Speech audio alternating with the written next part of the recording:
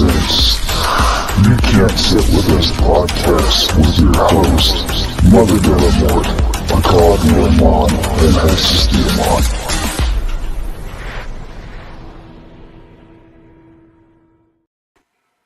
Diamond. Hey, what's going on, everybody?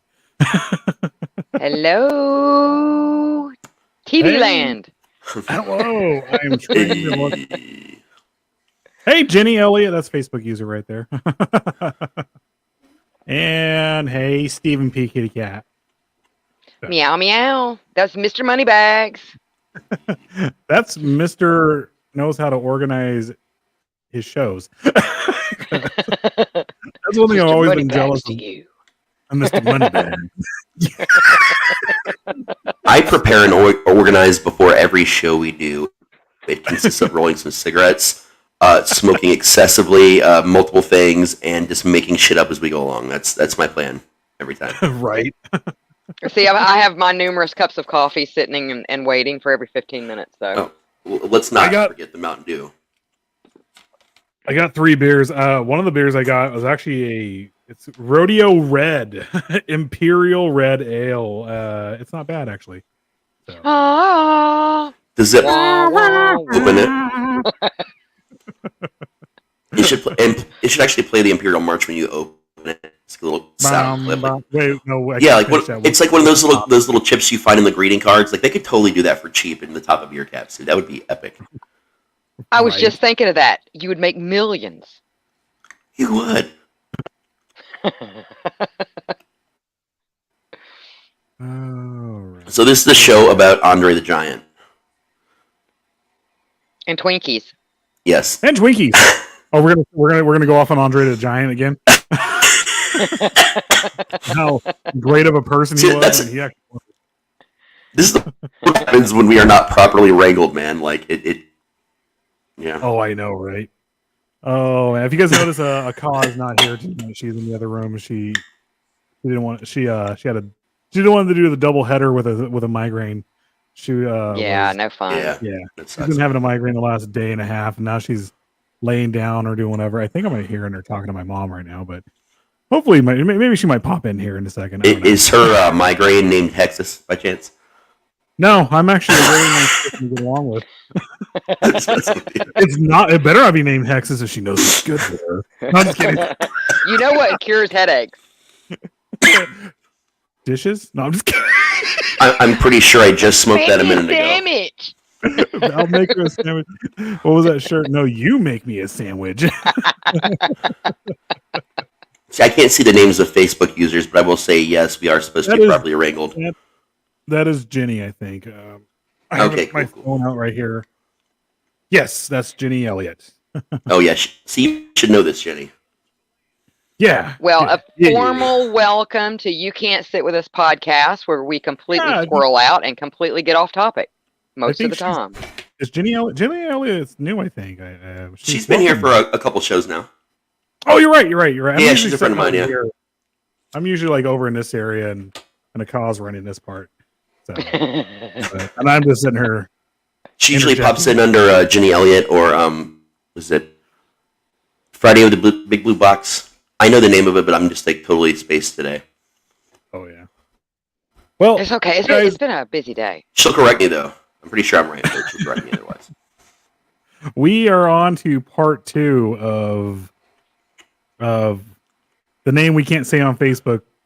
But I thought this was like part 4 already because it's like the last subject, like put it into this one, and it's like I don't know. I mean, it could be part 4. I think it could be part by the time we're done with the Satanic Panic stuff, which is coming up next. Mm-hmm. It's going to be part 20 million because it's really a long drawn out, storyline and how it's intermingled and intertwined with other storylines and other headlines and things like that. I found completely fascinating. But you have everything connected. It's so weird. Like you start off. I mean, if you're going to go back into it, actually, I mean, if you go back into like the, like all the not boys towns, but what are the boys schools and stuff like that, where they would send kids who unruly kids and like boys clubs. That's kind of what they call them. The boys clubs. Yeah. Yeah. In some ways, that's what they were actually called. Well, that's where a lot of serial killers were. Charlie Manson's one of them. where he was Mm-hmm. abused and everything as a kid, and it led to his crazy ways. And then that's like in the 40s going into like the 70s is where we're at right now. I think a lot of those boys schools didn't stop until like the 90s and stuff like that, when a lot of them started getting finally. Yeah. Yep, they were still in When Ohio into the late investigations and 90s. stuff started, yeah. Mm-hmm. And like I don't know if anyone else feels the same way. Every time we talk about Manson and someone's mentioned serial killer, I just have this really hard time like classifying him as a serial killer. No, he's absolutely not a serial killer. He didn't kill one person. I know, like, but everybody that's what he's referred to as commonly. In the back of my head, I'm always like, but no. Yeah. Yeah, I lay that mantle on Tex. Charismatic cult leader, yes. No, charismatic cult leader that all he wanted to do was LSD and get laid. That's all he wanted to do. And spread the chlamydia. Oh dear God, it was rampant. And scabies. Scabies. I mean, how else are you going to catch it? You know, like somebody's got to be out there doing the. I know. The Lord's work. Man, could you imagine? That's just like an all over itch. That's making me itch. Scabies and chlamydia. Oh, mother, you're all like, you want to go over to Spawn Ranch and do a show from there? Yes, we'll do it from the outside. And we'll wear today, children, we're catching chlamydia. Hopefully, after all these years, it's somewhat decontaminated. Let's hope.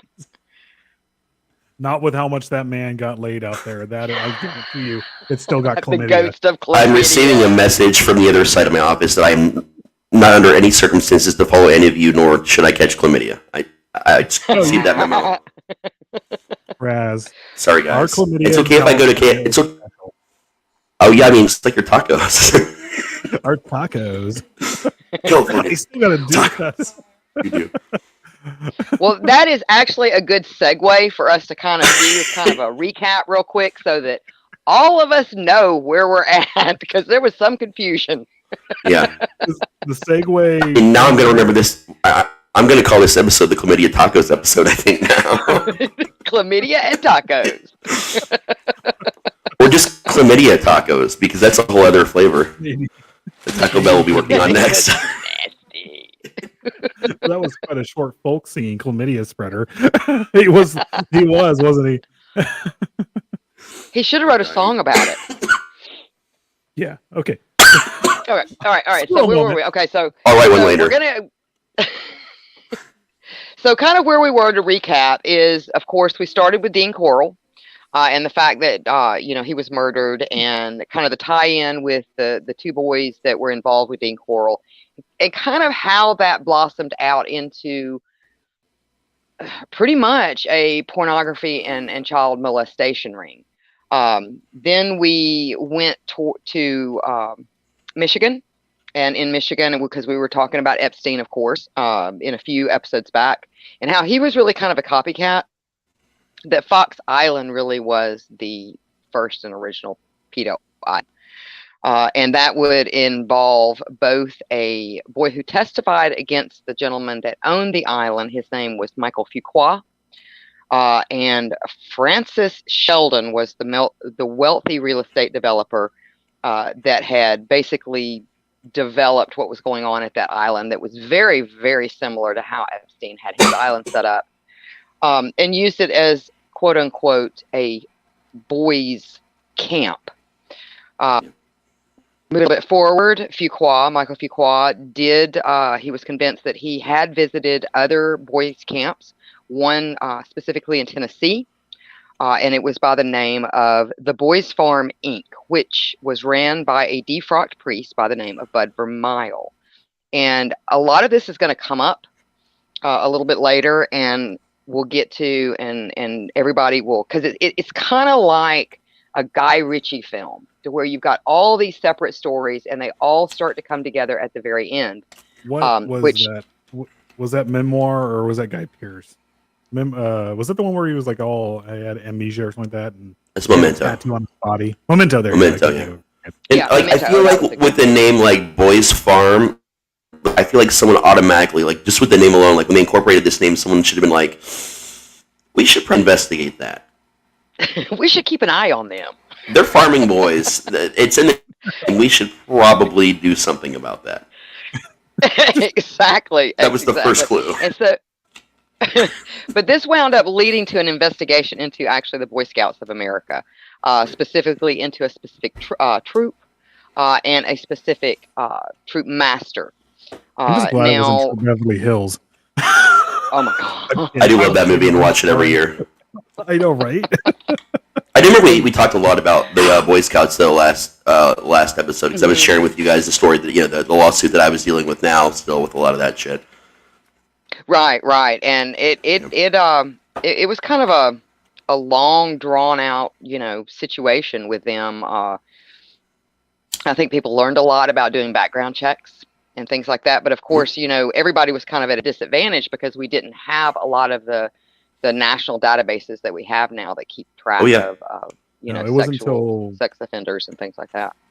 It wasn't until 9/11 that they really took anything seriously with communicating. And actually, even now, they don't communicate like they should.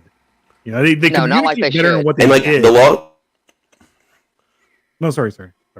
Oh yeah. No, the crazy thing about the lawsuit is it's actually in bankruptcy court because what they're doing is a lot of people that started like inheriting positions like of power in the organization. There's all this stigma. Like the Scouts do represent some pretty awesome things. Regardless of my past, I still very much support the program as how it's supposed to be. And these people decided, there's all these people that have suffered for decades. What can we do to help that to heal and finally change how we're viewed and do something right? And the whole concept was them deciding they wanted to go into a bankruptcy filing, which would include all these different like layers of insurances, different religions and their chapters that hosted organizations, and try to find some absolution, mostly for the victims. And all the money that's being raised for this is literally going straight to all the victims. So it's actually a really interesting thing that they're doing to finally kind of get past this era of what that means. Like along with what we're discussing, like in this episode, it's taken this long, and this has been going on since, like we said, like for an eternity. Oh yeah, and that was the kind of the thing that you'll find is that any organization is susceptible to this because you a lot of these rings that take advantage of children and things like that, they're technically like sleeper cells. I mean, they will groom and they will stay low until they can infiltrate and find ways to take advantage. So really any company that deals with children or offering kind of a foot up to underprivileged children, things like that, unfortunately are susceptible to these types of predators, and that's what they are. It's not, I'm sorry, I will never agree with the fact that it is a way of life. It's predatory behavior.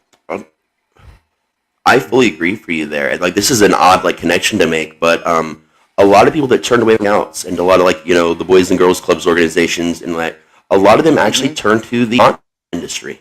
I can tell you from the 90s till now, for my 28 years, we see more disenfranchised like kids and young teens, far more than we get adults. We get adults sometimes, but it's all like people that would kids otherwise be having a tough life. They'd be out on the street. They would be doing things they knew they shouldn't be doing, and so like the industry is subbed in for all those organizations. It's wild, man.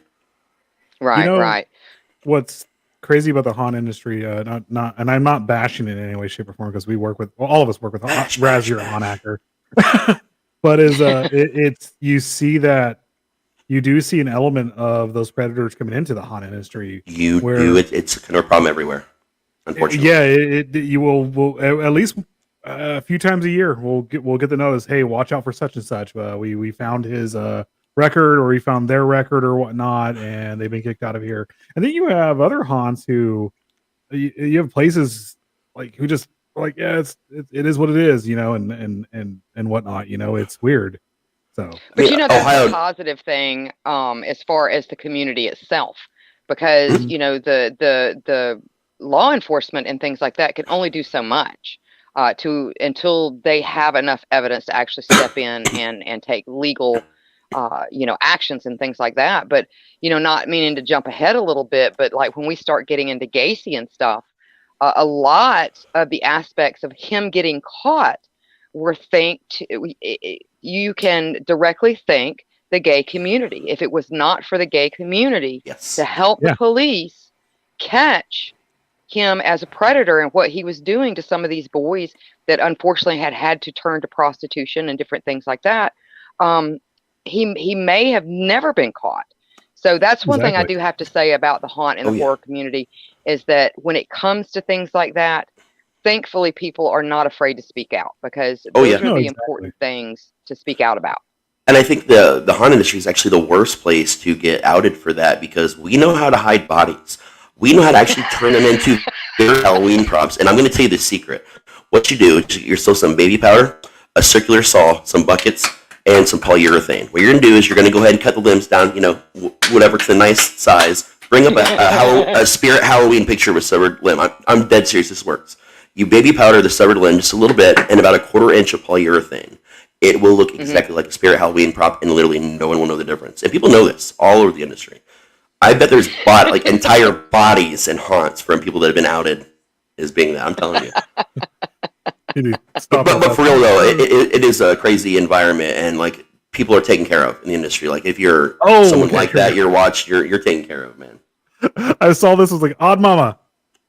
Then it was all tell them about the Smiley member who was a prop. Oh yeah. So to kind of squirrel moment, da da da da da. But to kind of go off what you're talking about, Raz, is one of my ancestors was one of the worst train robbers in the world. And when he robbed the train, he robbed the wrong train, and he wound up getting shot by a posse of marshals. And he had no family claim his body, so his body was sold to a sideshow. And so through time, he travels through the sideshow. And we move forward to the $6 Million Man back in the 1970s. And they're doing a filming at, I believe it was some sort of amusement park out in California, if I'm not mistaken. I forget the name of it. Out California way. Out California way. And so they found this prop hanging from the ceiling. And of course, they thought, it's a prop until, of course, someone pulled on it and its arm came off. Well, I don't mean to laugh at that, but it's hilarious.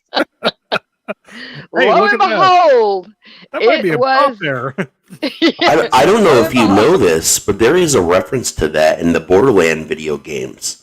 The prequel. That was Elmer McCurdy, one of my crazy ancestors. Yes, that's insane. Yeah, if you play the Borderlands, the Borderlands prequel game that Telltale Games did, they actually have to go through this little oddity show, and they don't directly call it use that story, but it's the same basic concept where someone had robbed this thing, and they basically got shot immediately, and this was their body, kind of just on display with all these other weird things just like it. It was a whole museum of things just like this. It was insane. Could you imagine if they did use that story specifically, and then Odd Mothers sued them, and we would have so much more money for the podcast? Yeah, you'd have some Borderlands money, and they got some serious money. They got some good money. Borderlands is Activision, right? Or no, they're not. The highest selling ever video game series. Yeah. So, but yeah. Oh yeah, that's the skeleton in my closet down here in the crypt. But yeah, it's the haunt industry, the horror community, haunted industry. Although we don't take kindly to those people, and we'll make you we'll make you part of our show because you're gonna be content. And that's 2K Games, by the way. It's 2K Games that does Borderlands, and that's even more money than Activision. All right. Sponsor us. You're talking billions. Activision got bought out by Microsoft, so. Yeah, that means they're going to make less money now. Probably. Yep. Okay. Sorry. But speaking of divine intervention, just like with my crazy ancestor, so we go from Tennessee to New Orleans, and two detectives in New Orleans were doing some investigation because, lo and behold, a photomat out in Texas was running some film, and one of the conveyor belts stopped working correctly. And when the manager went out there to see what was going on, that's when he saw all these pictures. And they were pictures of, unfortunately, an underage child having, sexual things going on with two males. And they were pretty much stumped. They knew it came from New Orleans. All the leads that came from the person that had dropped it off at the photo mat really didn't lead anywhere. And so where we kind of stopped last Thursday before last was that on the coffee table in some of these pictures was a Boys Life magazine. And normally Boys Life magazines only go out to troop masters, troop leaders, and people that are involved with the Boy Scouts of America. So that's kind of where we're at the moment. So yeah. Let's get to some comments before we get into this. Guys, again, we're actually doing our podcast tonight, so we're not going to be focusing on comments so much until like certain spots in the show. But I just wanted to get there because we're going to get real deep into this, and then Raz and me are going to scroll out. Aka's not here to wrangle us in, and Odd Mother's going to scroll out with us, and then we're just going to go real deeper and deeper. I just like literally stopped myself making the most inappropriate comment ever. I just want you to know how the struggle I'm facing with the deeper and deeper. Deeper and deeper. Angie says, hi, Odd Mama. Hello, Angie. And then it's just a cause saying, that's right. BioWare. Yeah. Was it BioWare or was it? No, it's definitely 2K. I just looked it up. It was, but they sold at a certain point to 2K. Yeah. I'm looking forward to Call of Duty tomorrow. That's the first thing I'm doing when I get up, and I'm off for the next few days. And I'm really bad at first right FPSs, over to Best man. Buy. I am heading right over to Best Buy. I'm going to be owning Fools, wrecking Fools all day, or as soon as it gets downloaded, and then doing Roost Bleed Red tomorrow night. Yep. And I think Odd Daughter is waiting they're doing some sort of new release on Resident Evil 4, I believe it is. They're not just remastering it, because I've got the remaster on my PC here, which is the one they re-released for Xbox, which was just the remaster, or it's just a port from the PlayStation, which was it was rad. I loved it. They've completely rebuilt the game from the ground up, and with the new style, the over-the-shoulder style, and I'm way looking forward to it, because Resident Evil 4 is one of my absolute favorite games, and it was best played on the GameCube. It had something to it. It was gorgeous. The sound was perfect on there, and the game really on GameCube. I didn't think 4 came out for GameCube. I know 4 came out for Wii. Resident Evil. They remade it for the Wii, but the Resident Evil. It was great on Wii. For a minute there, it became exclusive to only Nintendo. That's where you can get Resident Evil for a while there, and then finally Sony was able to get Resident Evil 4, and I've bought that game so many times. It's up there with Castlevania Symphony of the Night with me. That's how good it is. I love it. And see, and I don't really play, but I'm a huge fan of the Resident Evil 8, the most recent one, The Village. I can play. I haven't even seen it or played it yet. I need a lot of that. That's tanking. Someone said that's going to go down to like $8 because of some like special they're about to run. I heard the reason why people aren't liking it so much is because they made it as hard. It's hard like Elden Ring hard. Like it's what 8? The last one with the chick with the claws. I can't. Yeah, that's it. That was the last. The Village. Yeah. That's the Angie doll. Like I made Odd Daughter. I heard it was actually super difficult, and that was the only reason why Stephen P. Kitty Cat, don't start this right now. Mothra, Godzilla. But yeah, I heard a lot of people didn't like it because it was hard, but I heard it was actually a really good game though. It's super good. It's super good. It's scary. It's more of like horror folklore than it is like the zombie aspect at all. Period. Yeah, that is coming out. It kind of ruined. I mean, that's what I didn't like about 4, the Las Plagas thing. I hate the Las Plagas part of it. The game I love, but the Las Plagas. Well, it ties everything in because they got the virus from the Las Plagas and all this other stuff, and then I mean, I know it went off on a limb with 4, but then they brought it back in with the next couple games, and they really explained the Las Plagas and stuff.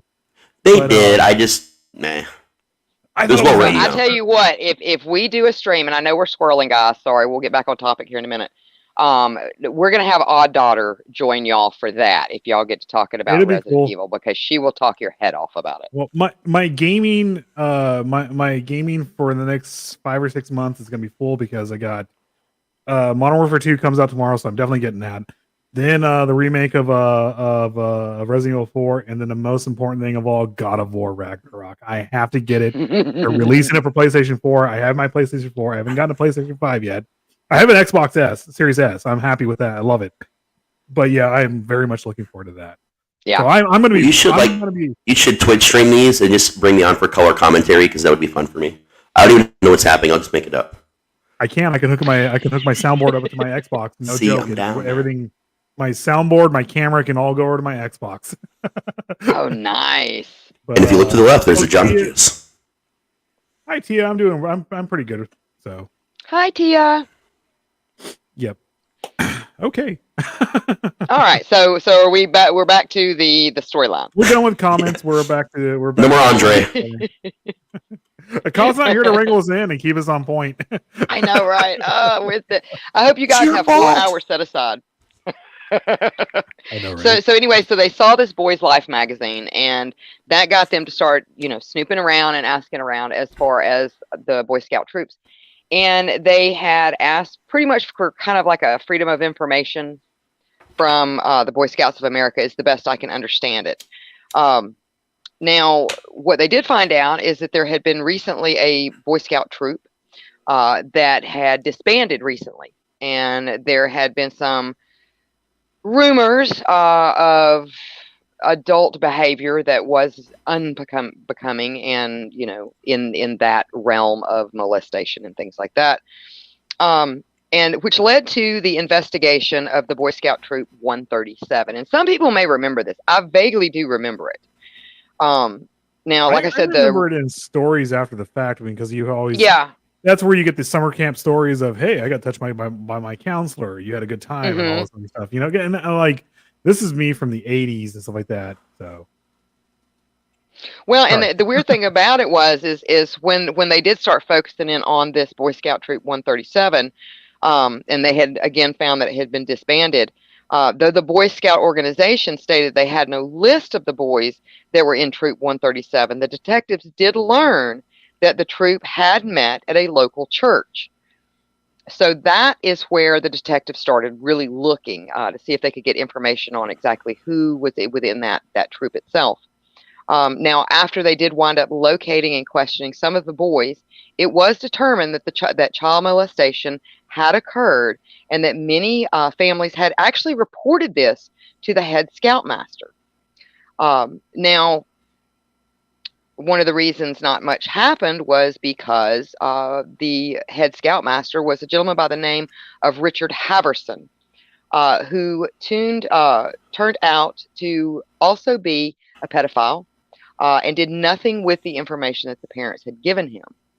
After further investigation from the detectives, it was found that the 2 adults in the photo were Assistant Scoutmaster in Troop 137, 22-year-old Harry Kramer, which did wind up being the name that was on the film receipt, and 38-year-old Raymond Woodall.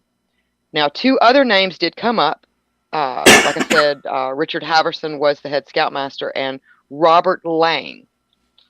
Now, after gathering enough evidence, the detectives were able to get 3 search warrants, one for the residence of Richard Haverson and Robert Lang. Now, Richard Haverson was a volunteer for the juvenile courts, which you'll see that a lot. There's a lot of kind of, like we were talking just a minute ago about how they kind of, weasel their way into situations to where they're going to have access to children. And of course, power, like positions and things like that.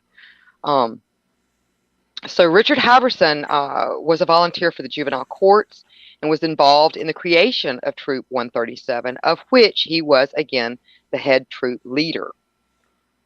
Now, the detectives did conclude that Harry Kramer was just a predator of opportunity, the one whose name was on the receipt, but believed Woodall was the mastermind of the operation.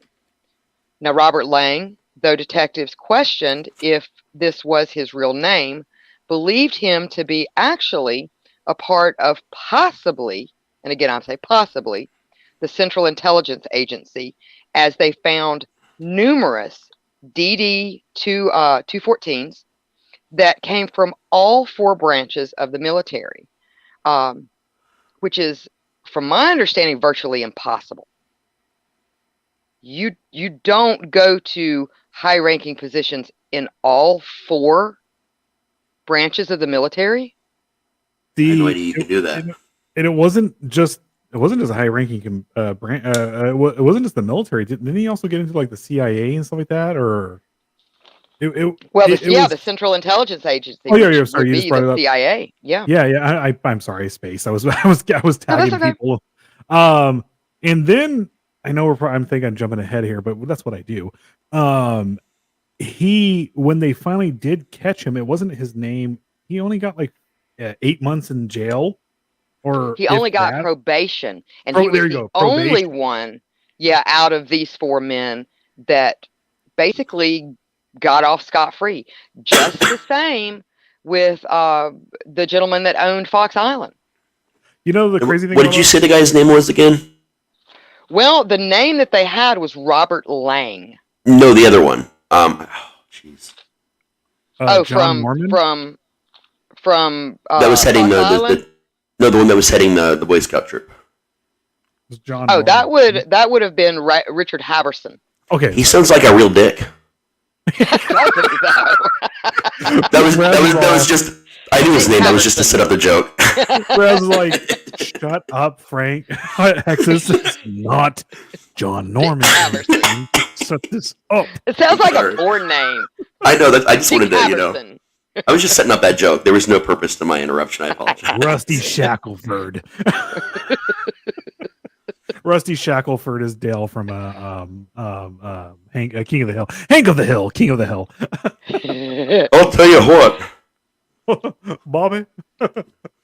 So anyway, after, go ahead. I'm sorry. No, it's fine. Go ahead. I forgot what I was going to say. It's okay. Macabre, we need you. Obi-Wan. Andre the Giant. We gotta get some more comments there so I can scroll past. There it is. Finally, Stephen P. Kitty Cat went up from the Godzilla thing. I was like, I just want to talk about Godzilla. Let's just not talk about rape and all this fucked up shit. Let's talk about Godzilla. Well, I mean, he did have a son. How do you think? Never mind. I'm gonna stop. He actually found his stop. Nope. Don't get me going on this. I know everything about it. No Godzilla. He's a good father. He adopted his son. He found and scene. Who, Godzuki? Yeah, Godzuki from the cartoon, the Hanna-Barbera. Please, okay, stop. Okay, all right. So anyway, so after the search warrants were served and searched and arrests were made, the next day it made front page in the news. Now, authorities found hundreds of index cards, and you'll see this a lot, that these organizations ran from index cards. I mean, like the simplest little, like, inert things you're going to find in several of these groups like this. They're going to run across these index cards. The craziest thing was when we were listening to that the Candyman and the Clown, or the Clown and the Candyman podcast, which again, it was excellent. If you guys ever have a chance, go check it out. You could just search it through the Candyman and the Clown, or I'm sorry, I keep reversing it. The Clown and the Candyman podcast. It's an amazing podcast. They did a great job. It really is, with all the interviews, and it really gets a lot more in depth than we're getting. And if you have the ID channel, you can actually go watch it and watch them interview the detectives and stuff like that. But the detectives, one of them, when he's talking about those cards, he was like, it's like your recipe, like your index cards that you put recipes and everything on, and that's how they had everything written out. And we're going to get into that here in just a moment when we get into another gentleman. It made it even more creepy for me. I was like, phrasing. God, phrasing, how they did things. I was like, I'm a cook. I'm a self-taught cook. So is a Ka, all this other stuff, and we love doing this stuff. And then it's like these fucking predators.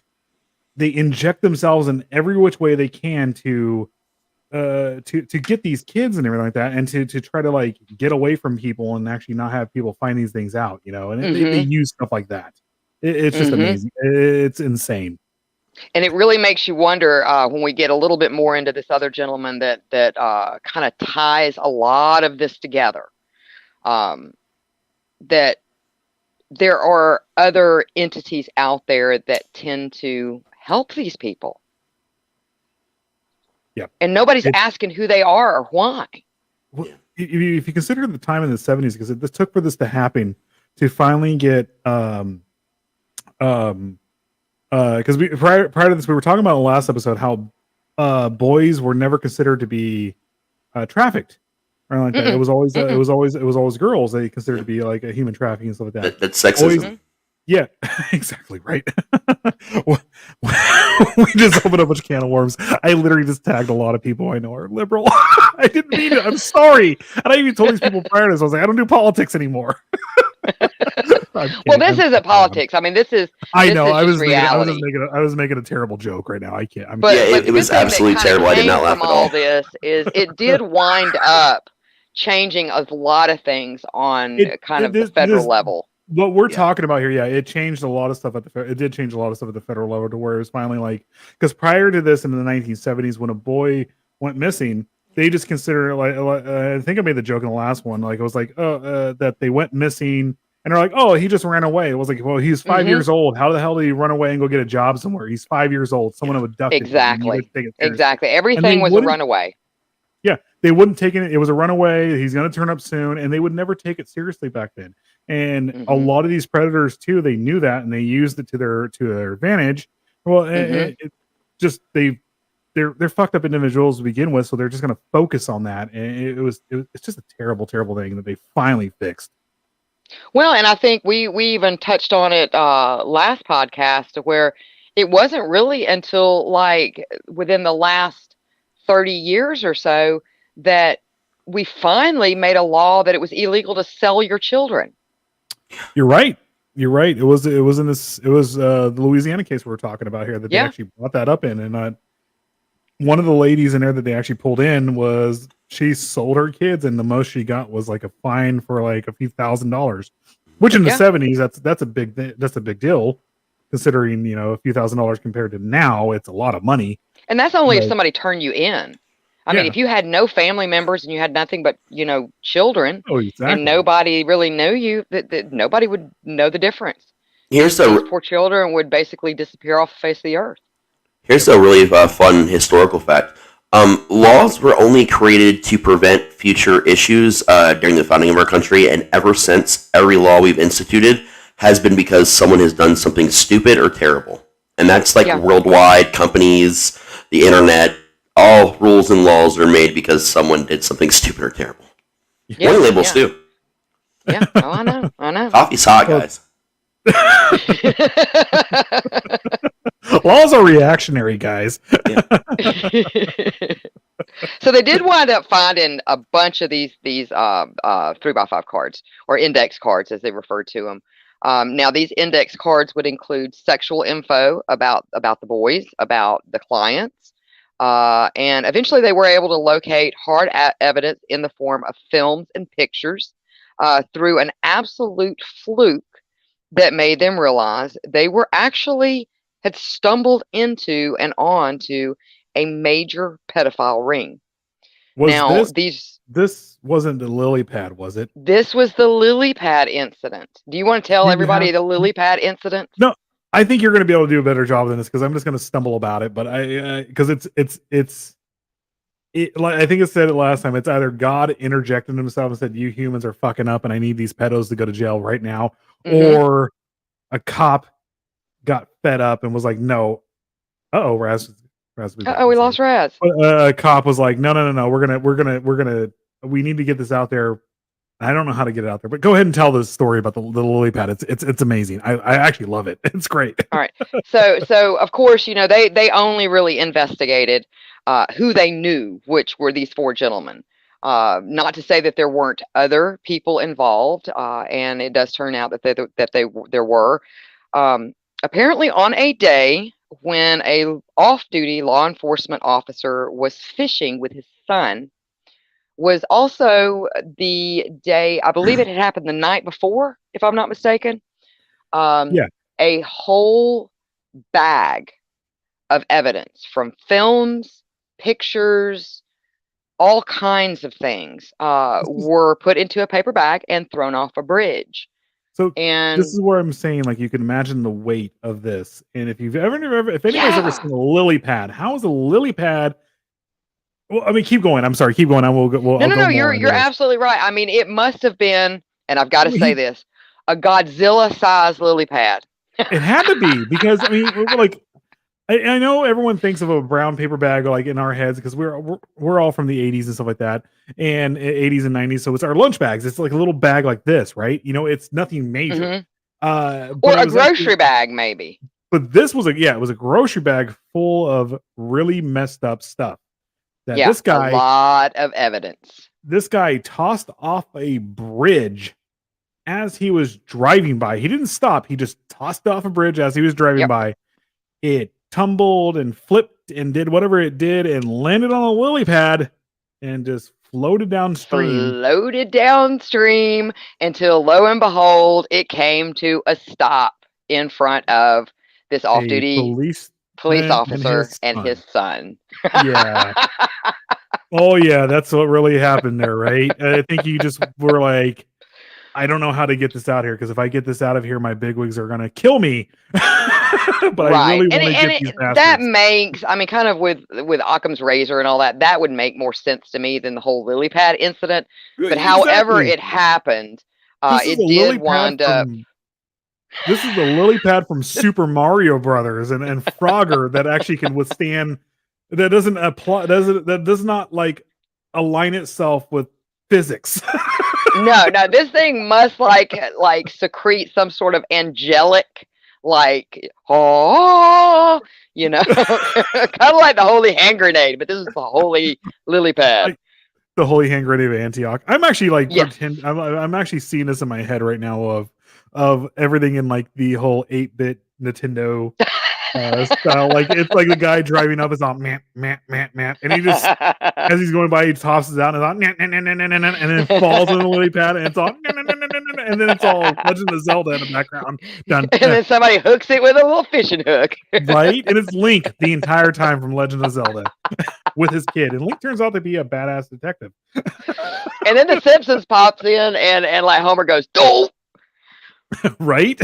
That impossible video game right there was The Simpsons. I'm sorry. I love that game from the NES era. So the real problem, and I'm going to go back to this again, is that these pedophile rings could basically hide in plain sight.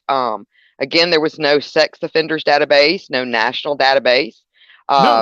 They were found to have embedded themselves in like foster parents and things along that line. As a matter of fact, Richard Haverson and Lang,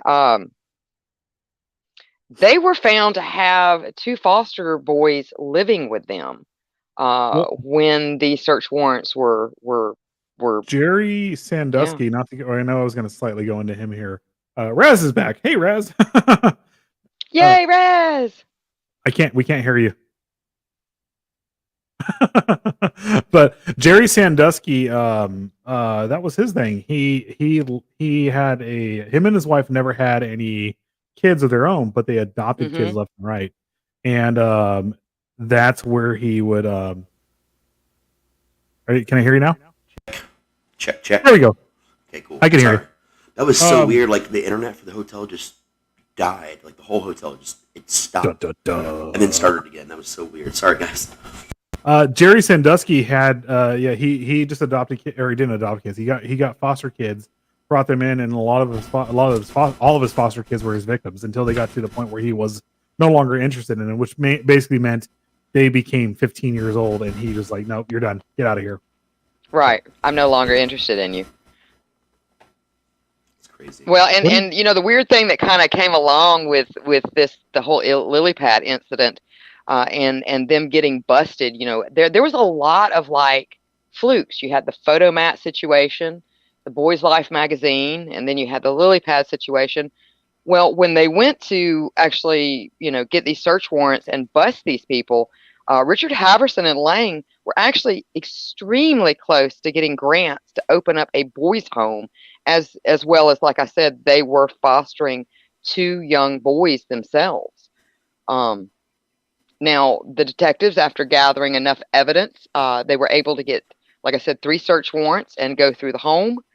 Now, Haverson and Lang knew a lot of powerful people.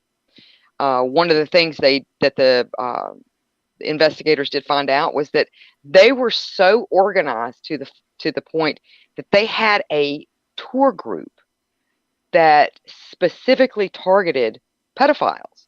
And the name of the group was the Delphi Tours. And basically, they would set these pedophiles up for weekends with boys they rented, hotel, limousine, everything.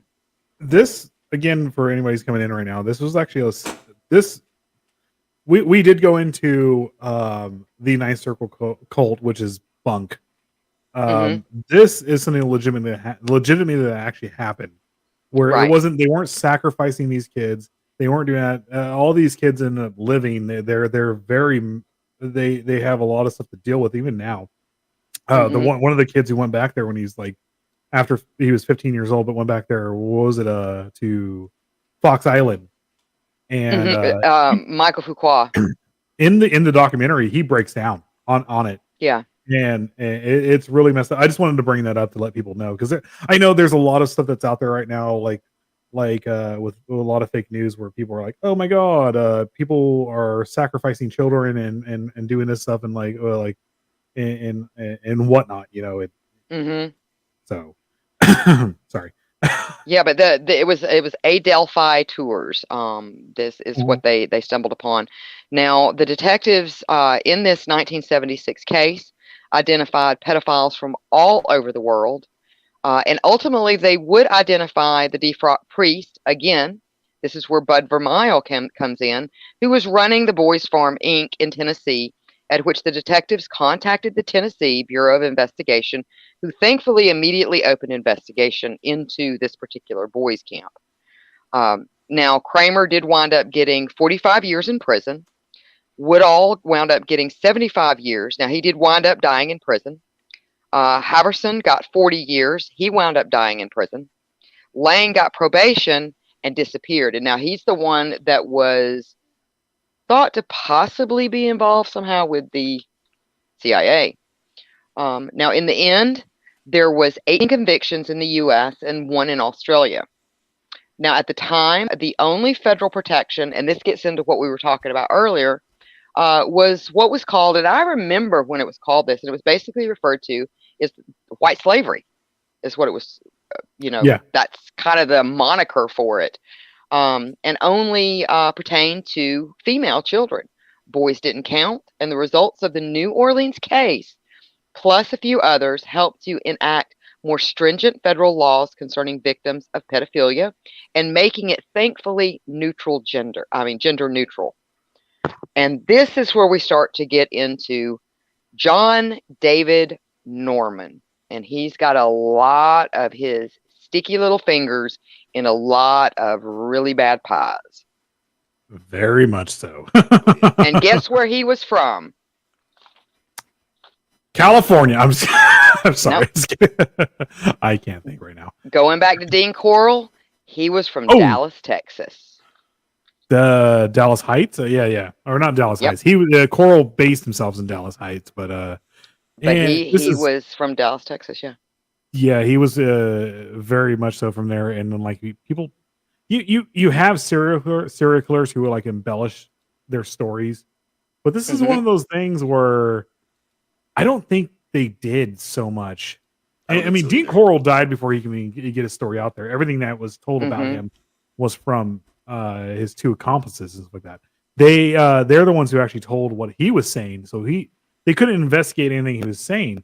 You get to Dean Coral, the correlation between him and Gacy using the the torture board and the handcuff trick.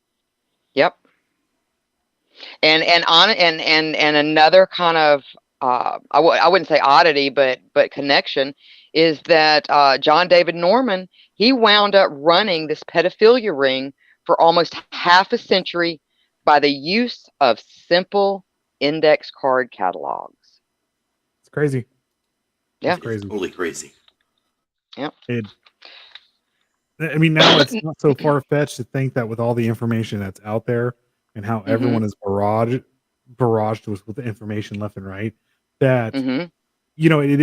it is easier in a way to find these people and actually identify them. Like especially when it comes to like serial killers and stuff like that, it's harder to be that right now. Yeah. But there's so many ways people can hide this stuff and get away with it now. And back then, if you saw that they were getting away with it with index cards, and can you imagine how much is going on now? Yeah. Oh I yeah. And know. it's just insane to think about. So Just make everything easier.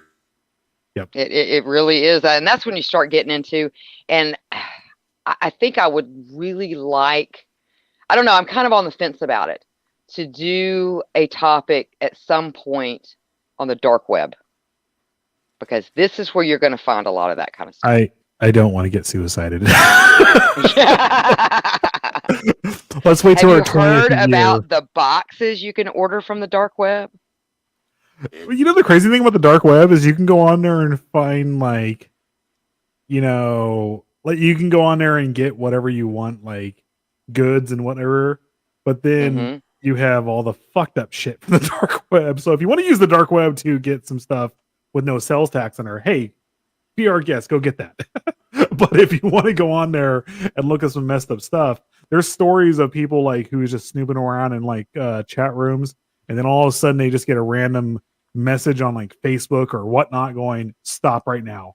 And then like they'll type back, I don't know what you're talking about. And then like they give that person their home address and all this other stuff. And then they're saying like, I'm not that good of a hacker and I just found you out. The guy who runs this is a major hacker and he's going to link you to child molestation and everything else if you don't get out of here right now. That's how. Yeah, That's the shit see, you that find on kind the of dark stuff web. scares me. It's very scary. Mm-hmm. That kind of stuff scares me. Well, he is listed as one of the most prolific sex offenders that I guess we have here in the United States, unfortunately. Yeah. And he had received attention for having potential connections, again, to serial killers Dean Corll and John Wayne Gacy. Now, Norman began his criminal career in Houston, where he was arrested in 1954 and 1956 for child molestation. His next arrest was in California in 1963 for sexual assault, and again in 1969 for distribution of obscene materials, and he was sentenced to 16 months. Do you see the difference between now and then? Like with people Yeah. getting put in jail. Back then, it was like, well, you did something messed up with a kid. We're going to go ahead and give you a slap on the wrist in this state. Oh, you got a ton of money. We know you're going to move to this state. We're not going to worry about you. Well, and they didn't know what had happened, that he was a repeat offender, because all you had to do was cross state lines and Exactly. you had a brand new clean slate. I want to say one of them was it John Norman or no? There was also a couple of other people in the pedo ring that were linked to it in Massachusetts that they were multi-millionaires in the 70s. And all they did was post bail and leave. And now we're going to kind of get into that a little bit with Norman, because there were some connections there with Norman. I mean, he had some friends in some high places. Now, by 1973, Norman was running a child prostitution ring called the Odyssey Foundation.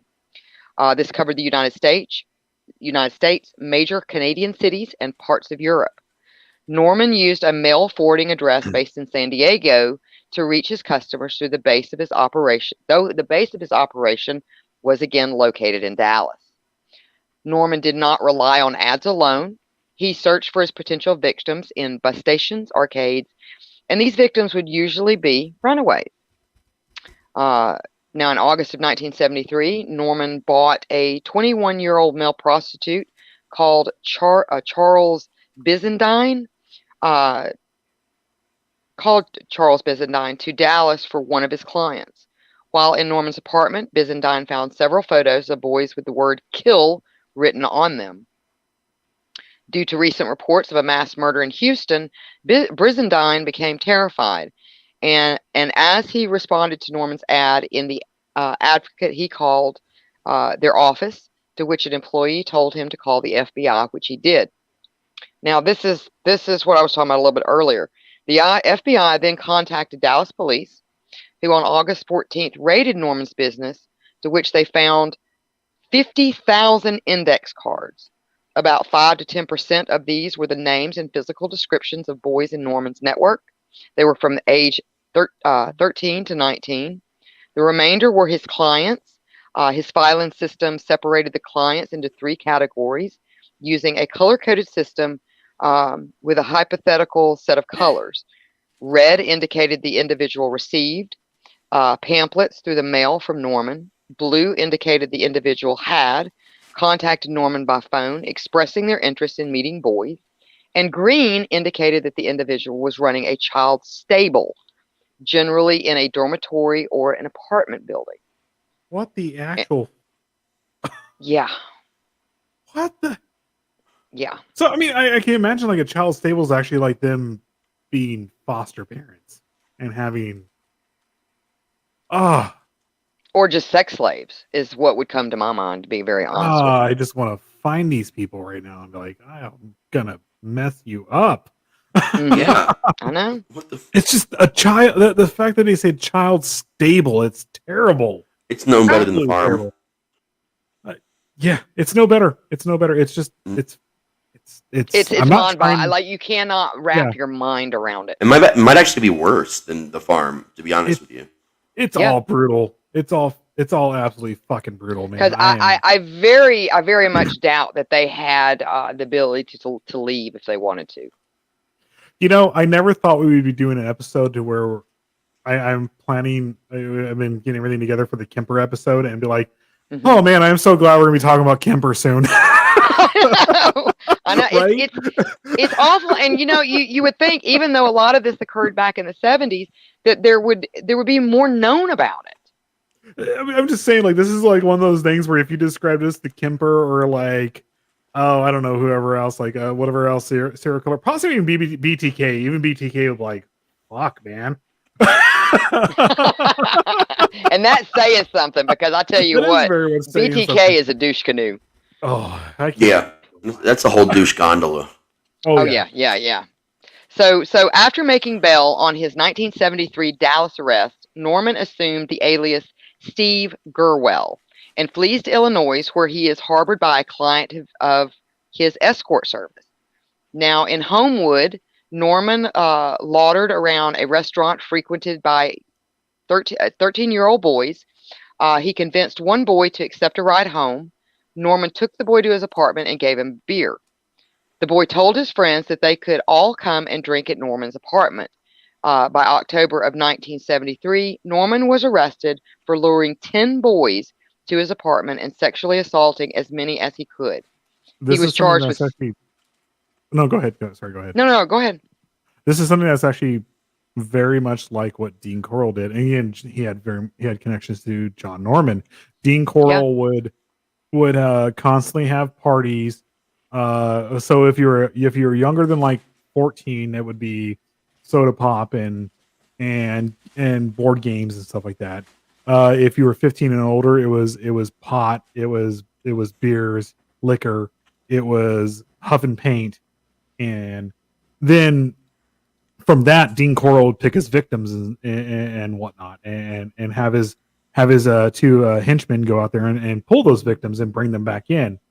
Even later on, like Dean Corll would have them go out there and be like, "Hey, have them come over here. We're gonna have a party." And then once he got them too high, or whatnot, and he would hook them up to his torture board. It's well, the thing about it is, it took Norman some time to get to the point that he was at in 1973. So would it be out of the realm of impossibility that maybe Dean Corll was one of his earlier victims and he became his mentor? I mean, he was in Dallas. He was all over the place. Are you saying Dean Corll? Yeah, Dean Corll was one of his victims. Maybe Dean Corll was groomed. Possibly. I don't think that would be impossible. It's plausible, is what you're saying. It's plausible. Very plausible that it could be, but I think a lot of these pedophiles seek out they don't seek out each other, but when they find each other, they glom on and they learn as much as they can from each other, and they come up with new techniques with each other. And it's but like with a the convention and trade similarities, secrets. it makes basically. you think. Yeah, that exactly. It makes you think that there had to have been a stronger connection between Norman and Dean Coral, since there are so many similarities in how they operate or how they especially operated. the fact that he had one of the things that especially with Gacy and Coral that boggles the mind. The vast majority of serial killers, like Ted Bundy, he had his body farm. And I hate to say that because the FBI actually has a real body farm when people donate their bodies after they die, so they can actually learn from it and how decomposition and everything happens. But Ted Bundy had his body playground. Let's say that it's even more fucked up, out in the middle of the woods, hours away from him. He knew to keep it away from him and stuff like that because he didn't want to get caught. But Dean Coral and Gacy had it under his house. Dean Coral had it in a boat shed of all places. A boat shed that people just literally like turned their back to. It was like, it's not my problem. Do what you got to do out there. Right. And then started dumping them at beaches where families went to spend the day in recreation. Because that was a fantastic plan. I don't want to get caught. Let's dump them at the beach. No one goes there. Well, I mean, Joe Ball. We'll bury them in the sand. Well, but that's one of the things that one of the police officers was saying in one of the interviews in that podcast was that when they went to the locations at those beaches, that it was almost like this weird surreal image of you're sitting here trying to find dead bodies, and you've got a family over here not 50 feet to 100 feet away building sandcastles, and they have no earthly idea what's going on. And when you think about it at the beach too, it's actually not that hard to hide a body because of the way the sand works and all that stuff. And you can if you're too high up, if you're too shallow in the ground, sand blows off. But if you're too deep in the ground, everything just builds up over it. Yep. And it's you just sink deeper and deeper and deeper. And then when you're digging through it, the sand just keeps coming down on it. So it's actually, I'm not saying to give anybody ideas who's watching this show. Don't. My point is they didn't know how to do that though. They weren't that smart about it. We're now on an FBI watch list. She said we're now on an FBI watch list. Only 4 of them. It's okay. Well, let's move along then. So anyway, we're already Norman, here. We're already on the FBI watch list. Let's just hey, might as well dig it deeper. We're gonna be arrested tomorrow. Norman did wind up being charged with 6 counts of taking indecent liberties with children, 6 counts of distributing to the delinquents of a minor, and 2 counts of deviant sexual assault. Now, these boys range from the age of 13 to 14. Now, Homewood police also found, 2,000 index cards inside his apartment. While locked in the Cook County Jail, Norman began a new sex trafficking ring called the Delta Project. He established a newsletter to advertise his services and appeal for donations for his bail. He spent 16 hours a day writing clients. This scheme had him coordinating a string of child stables. Pimps would house 2 to 4 boys inside each house, which was signed onto his network. Inside Norman's newsletter, pimps were referred to as sustaining members.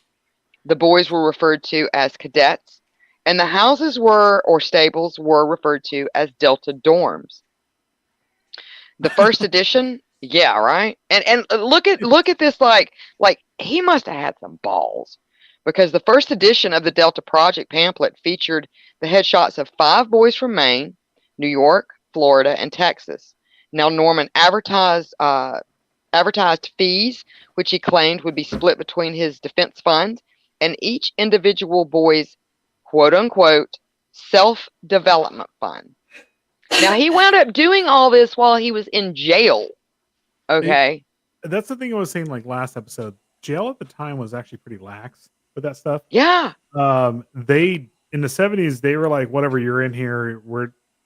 Whereas other countries they try to rehabilitate people, especially like in the Scandinavian countries. You go into jail, they do everything they can for you to rehabilitate you. That's why you in like Norway, you even if you murdered people, you get 21 years plus 1 year, so 21 years. Yeah. But and there's the Recidivism. there you go. That rate is actually really, really low in those countries because they actually try their hardest to find out what's going on with you, get you on the right meds, and get you out of there and actually make you become, or not make you, but get you to be a productive member of society.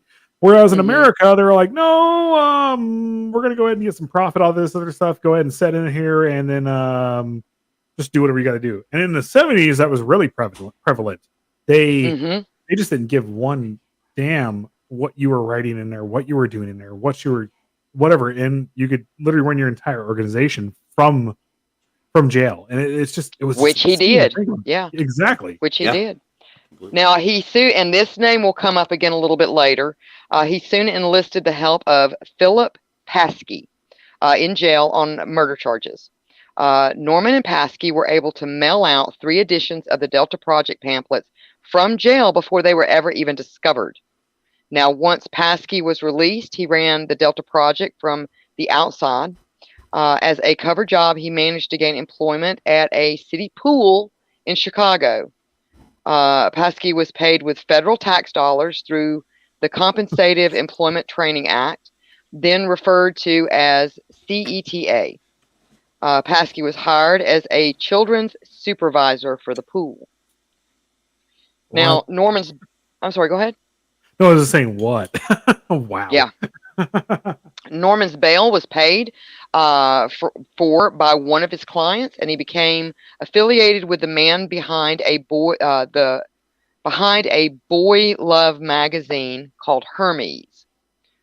Now, Norman was eventually convicted on child molestation charges from Homewood, Illinois, and sentenced to 4 years, 4 months, and 1 day, minus the time he had spent on the Delta Project inside the Cook County Jail. So he got like 1 or 2 years. That was at the most. Yeah, he didn't get much at all. He didn't get much at all. Wow. Yeah. So in June of 19... It's crazy. It's crazy. You always have the fall people that get like 40 years, and then the actual masterminds behind this stuff get off literally, if they're even charged, with a slap on the wrist. This is where you get people nowadays thinking there's actually... this is where you actually think it is plausible that there is a... There are people in the government. There are people like or in higher positions that are running all these things because these people got away with so much back then. And then, again, like if you're one of the small guys there, you got 40 years because you just happened to pass a pamphlet along like they might have asked you to do. It's fucking insane, man. Yeah. Well, and that's going to come up. You made a good point, and that's actually going to come up in the investigation into Norman, because there is some evidence that just poof disappears. So let's see where were we at. So Norman's bail, like I said, was paid by a client. Norman was eventually convicted on child molestation charges from Homewood, Illinois, and sentenced, like I said, to 4 years, 4 months, and 1 day, minus the time he had spent on the Delta Project inside the Cook County Jail. Now, in June of 1978, Norman was arrested again, and once again, police seized thousands of index cards containing the personal information on clients through pink index cards. Philip Paskey was arrested while he was in Norman's Chicago apartment for photographing and molesting 2 minors, both wards of the state, both in DFAC's care. Norman named the Delta Project the Creative Corps, and the mailer was now called Mail Call, spelled M-A-L-E. He was in the process. Yeah, he was in the process of pimping out 2 boys to a man in Canada when the police raided his apartment. Now, in 1973, police in Texas had forwarded the 50,000 index cards they seized from Norman in Dallas to the State Department in Washington, D.C. After Norman's latest arrest in Illinois, detectives in Chicago called the State Department in order to review these cards that basically had been sent from Texas so that they compare the evidence and investigation into Norman's clients. Now, of course, much to the surprise and picking up on what you were saying, Frank, um, the detectives were told the State Department no longer had these index cards. News reporters from the Chicago Tribune called the State Department to ask what had happened to the evidence. They were told that all 50,000 cards had been shredded because the State Department could find no evidence of passport fraud.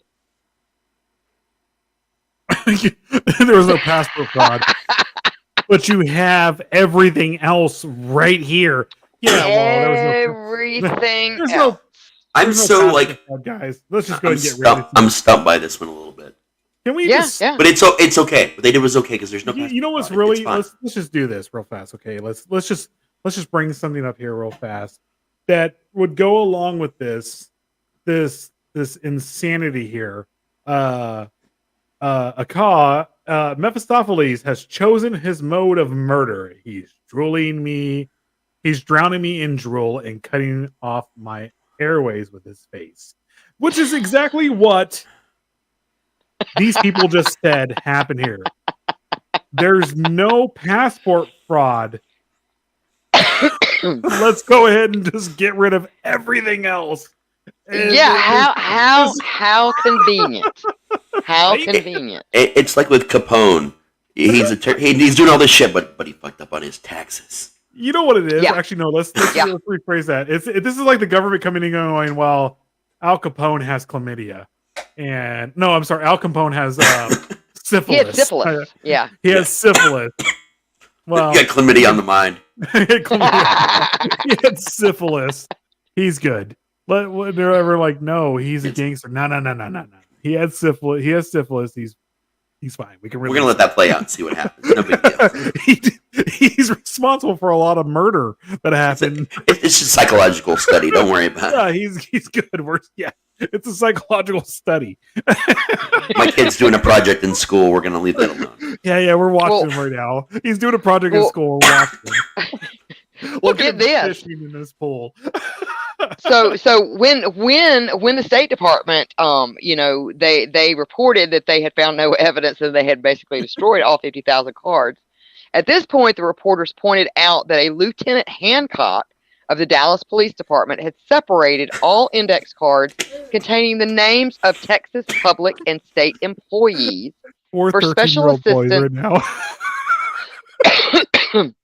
I'm sorry, All Mother. You said Hancock. I apologize to everyone right now. I didn't mean to laugh at that. Well, look, we got a Hancock. We got no, a listen. Why not? This goes way farther than this because every time we bring up a new name, she goes, "We're gonna get deep into him, real deep." And that's happened 5 times, and every time I've had to. That's why I keep muting myself. Like, there's been a couple moments for me where I'm just like phrasing. Are we not doing phrasing anymore? Seriously. So Lieutenant Hancock, he had separated these cards and had removed the Texas public and state employees. I guess maybe stating that they were going to use them for special assistance in the investigation. Lieutenant Hancock had further stated that some of them were also prominent people and others that were federal employees in Washington, D.C. Yeah. This is starting to get Epstein level again. It is. That's definitely some special assistance. Oh, yeah. The State Department had no explanation as to why they had not forwarded this evidence to the FBI or postal inspectors, nor did they have any further comment. Now, Norman was released from prison because all the evidence was gone. In 1982, by February, he was again arrested in Denver for soliciting a child for sex. Fleeing Colorado, Norman ended up in rural Pennsylvania under the alias Clarence Eugene Jr. Now, Norman set up shop in a rural motel. So he doesn't stop. He apparently can't stop. Well, it's just none of them really can stop. So, I mean... Yeah, no. It's just one horrible situation after another. Yeah, no, it really is. Yeah. It's... Man. So let's see, where were we at? So he wound up setting up shop again in a rural motel. Now he soon rented a house where he lured more teen boys. It appeared Norman skipped town after failing to pay his rent. Pennsylvania police then discovered that he had been publishing a child pornography magazine named Handy Andy, which had at least 20 victims of the rural community. Norman was charged with 18 counts, including child abuse, indecent assault, indecent exposure, and deviant sexual intercourse, as well as interfering with the custody of a minor. Now, in October of 1984, Norman was arrested again in Chicago. This time he was extradited back to Pennsylvania. Now, if I'm not mistaken, Gacy was active in Chicago, wasn't he? Gacy was active in he started off in, was it Iowa? That's where he was doing his where he was actually active in his sexual assaults, and then he moved over to Chicago, and that's where he ended. Okay. That's where his house was. The infamous In Chicago. house was in Chicago. So I mean, there's a connection right there. Right. Yeah. It and that's where also too getting back into like Gacy again with the communication, like the states didn't communicate at all. If they would actually, things were going on there in Chicago, they would communicate with Iowa. They would actually started really stopping a lot of this stuff before it Right. got out of hand. Mm-hmm. I mean, look, even one body is out of hand. One person being assaulted is out of hand. But with what happened with Gacy and this connection here, it got really out of hand because they didn't communicate. Well, you remember Paskey, Philip Paskey? Yes. Who was working with John Norman in jail to run all this stuff? About him earlier. He does wind up being an employee of John Wayne Gacy's. You're right. Yep. Oh my God, you're right. And yeah, it's deeper and deeper. It's getting there. Yeah, exactly. So let's see where were we? Okay. So in October of 1984, Norman was arrested again in Chicago. This time, like I said, he was extradited back to Pennsylvania. Now, 3 months later, in January of 1985, Norman got himself out of jail with a writ of habeas corpus. He fled Pennsylvania for the second time. Next, Norman turned up in DuPage County in Illinois under the alias Patrick Nelson. Now, two boys told Bull. Go ahead. Can I just say right now, Daryl L. Brooks can take a lesson from this guy. If you guys, anyone following the Daryl L. Brooks trial with a guy who ran over people in the Christmas parade last year and made a fool of himself in this trial that's been going on right now, he could have taken seriously just could have taken a lesson from this guy right now because he was trying everything he can, being disrespectful to the judge, trying to get out of a trial. And this guy was like, "Hey, I just gave myself a writ of habeas corpus, yeah. And I got myself out of prison." Well, he was so slimy, like it just seems like, he could just get out of situations, and then when he couldn't get out of situations, he got very little time served. Right. Well, he had friends in higher places. That's what really That's what it really came down to. I know we're making jokes right now and everything about it, but it's what it came down to. He had friends in higher places. He had connections. I want to say he had connection to judges and stuff like that. And they were like, well, we're just going to basically, to quote The Simpsons, boys will be boys. That's basically what they gave him. Yeah. And that was kind of the overall sentiment, back in like the 70s and stuff, like you're saying, it was just, well, you kind of made a mistake. Let's not do that again. Unbeknownst to them, he had made this same mistake in several other states. It's not a mistake. It's predatory behavior. Exactly. Nadine says, like James Brown said, I'm not out on bail. I'm out on love. Ew. I think maybe on love would be the correct. I'm not saying you to you right now, Nadine. I'm saying you to the what we're talking about right now. Yeah, exactly. It's the subtext. Exactly. Well, you kind of have to. I mean, I'm not making light of the situation, but this is one of those topics that is really hard to research, and you've got to bring a little humor into it. It was absolutely disgusting. I was listening to a podcast recently that I found called the Codman Podcast, and they're actually really hilarious and they don't care about PC being politically correct in any way, shape, or form. And they made a good Mhm. point. Someone was talking shit to him about making jokes about kids and stuff like that, and they're like, "Look, man, that was because they covered some stuff from the 70s and 60s, and they're like, that happened back in the 60s.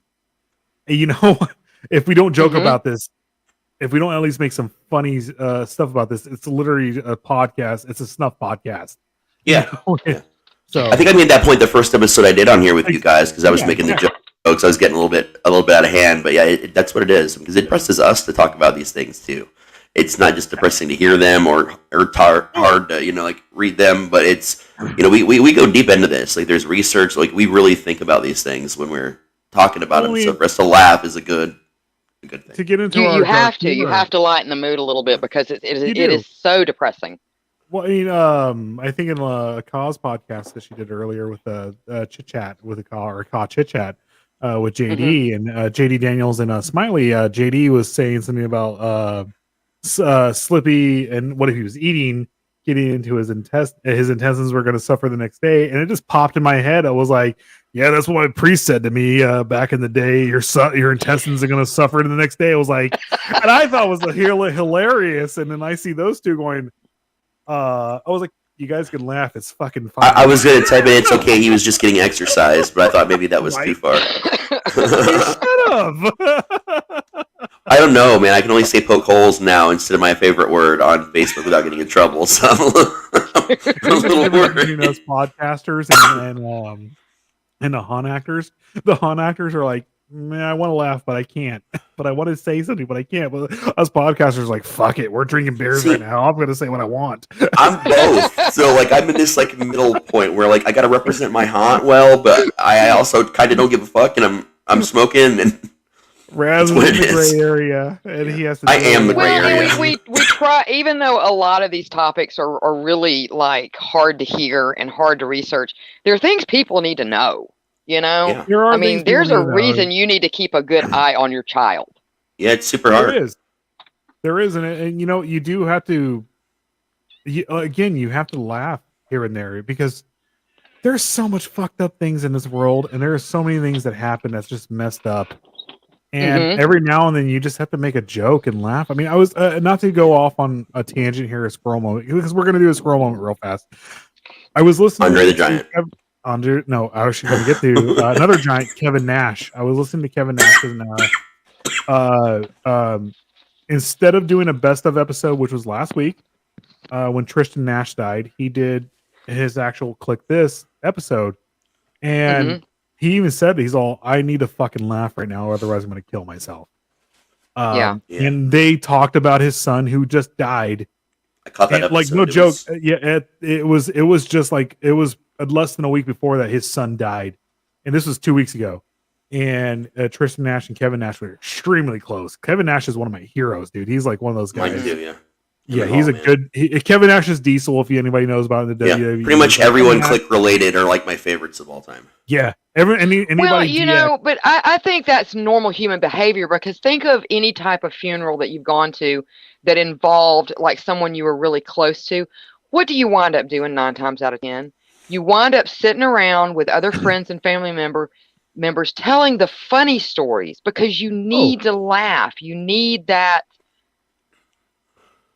you do. I actually have distraction. a really good example of like this scenario. So probably a lot of people don't know this. When I was 17, I was engaged to be married. She was pregnant. She was coming to visit me when she was on bed rest on Valentine's Day, and she got hit and killed by a drunk driver. The only reason I mentally survived any of that, to be honest with you, and this is going to sound terrible, I'm not going to tell any of these kind of jokes on the air, but dead baby jokes. And that's going to sound absolutely terrible. But for some reason, someone told me one about a week after all this happened, and I'd been so depressed and upset for like, a solid week with no sleep. I mean, my life was falling apart. But that joke, for some reason, went so far beyond the pale with my situation that it made me laugh. And to this Right. day, this many years later, I still collect them. I have friends that, will tell them, it's friends I know it's appropriate to talk about these jokes with. And to this day, I still Right. collect them. Every time I learn a new one, I still laugh. I hear the old ones. It's still funny to me because that's what I used for some weird reason to get through all that. And it's weird how comedy, even especially inappropriate comedy, can help heal you, like in a really bad situation. Nadine says, Well, my God. it really can, and I think it's a coping mechanism. You know what I'm saying? Yeah, It's it a is. coping mechanism to dealing with these types of situations. It's Yeah, the it is. whole. It's the whole line that a lot of people say right now that that's life. It's to say that is it doesn't. I mean, I know people are like, well, you're not taking it seriously. And it's like, no, I'm actually taking it seriously, but I have everything else going on in my life. I have all this fucked up shit happening right here. I was like, well, that's life. I'm just gonna put it in a pile over here that I have to deal with later on. I know it sucks to say that, but you're putting it in that ball, and you're pulling yourself up by your bootstraps and going, nope, I'm not letting you break me. And if I can laugh at this, that means you have absolute no power over this over me. Exactly. Exactly. And the thing is like, I mean, look, I've had some messed up things happen to me in my past. I've gone into that in other streams. Raz, too, Nat, Odd Mother, all of us have had some messed up shit that's happened to us. Oh yeah. It's part of our dark humor. So if you see me making some messed up jokes about things, it's not because we are not being empathetic. It's because we have to turn it. We understand. Yeah. Yeah. We understand. I mean, and we're here, so obviously this is work for us. And exactly. Exactly. Buy our shit. We're trying to make some money off this too. I'm kidding. I'm making it. There's that dark humor. And our popcorn we don't have that doesn't exist anymore. I'm going to do this to people. Popcorns. We're not meth clowns, and we're not douchebags fucking people over. Fucking people, just not over. I know, right? Just not over. All right. Well. Speaking of which, so moving on. See, you're doing it to me again, man. I got to mute. Hold on. I just did it again. So two boys told the Bolingbrook police that a man had propositioned them for sex. Not to be funny right there. I think that's how a joke does start. I was about to say, I thought she was about to say two boys walk into a bar, and I was like... Two boys walk into a bar, proposition this man for sex. Actually, I thought it was going to have to mute again. In this case, two boys walked into the Bolingbrook Police Department. Going to hell. They're going Two boys walk into a police department. Tonight at 11. I'm sorry. So when the detectives arrived at the now 59-year-old John Norman's apartment, he leaped from the third floor window and escaped. Police soon found him at a local hospital with a broken ankle. Once more, Norman was sent back to Pennsylvania. And in November of 1986, while once again locked inside a Pennsylvania jail, Norman drew on his vast experience as a jailhouse lawyer. He managed to get his bail reduced to $7,500. Norman right? There are some high-working officials somewhere. Yeah. This man is a jack of all trades, and like a jack of all trades in the most fucked up way. Yeah. There's actually another really interesting story about him. So apparently he was implicated in the death of his mother, and he sometimes dressed up like her and ended up buying a hotel in her name. And it was I think they made like 4 movies about it. Yeah, I heard. He used to be known as Norman Bates. Right. Hey, so Norman posted his bond. Bates was not a pedophile. He was definitely. That was his other identity, man. He had to commit different acts under the different identity. He's right, dude. 100% achievement. Okay, calm down. Let's not get me started here. I like Norman Bates. He's one of my favorites. I love the Bates series. A boy's best friend is his mother. So Norman Bates posted his bond and fled the state for a third time. You just said Norman Bates. I know I did. Odd Mama did it on purpose. I know she did. I did. She got real deep into that. I mean, y'all didn't know about that. Know that about Norman Bates, did you? He posted his bail. I saw it on the documentary. I think the documentary was called Psycho, but I could for the third time. Now, in August of 1987, John Norman was arrested again, this time in Champaign, Illinois. A 20-year-old named Eric Kimball was arrested for harboring Norman Kimball, for harboring Norman, but Kimball attempted to commit suicide in the county jail. Now, in June of 1988, Norman was arrested in Denver. In his latest offense, Norman was arrested for felony sexual assault of a child. Norman successfully fought extradition to Pennsylvania, but was given a 6-year sentence in Illinois. Now, in January of 1989, Norman accepted a plea deal and received only 18 months for his crimes in Pennsylvania.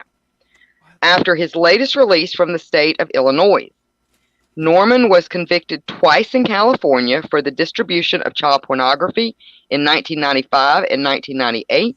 His victims were all young males aged between 11 and 17. Now, in October of 2008, he was like, it was still going on.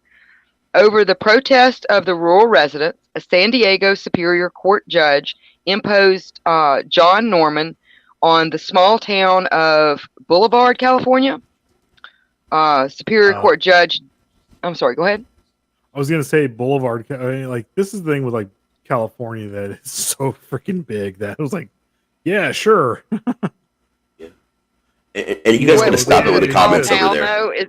Though, referred to it as a small town at that time. Yeah. They really gotta stop with the comments over there, man. They're killing me. What, the comments? Oh yeah. I'm trying to calm down a little bit.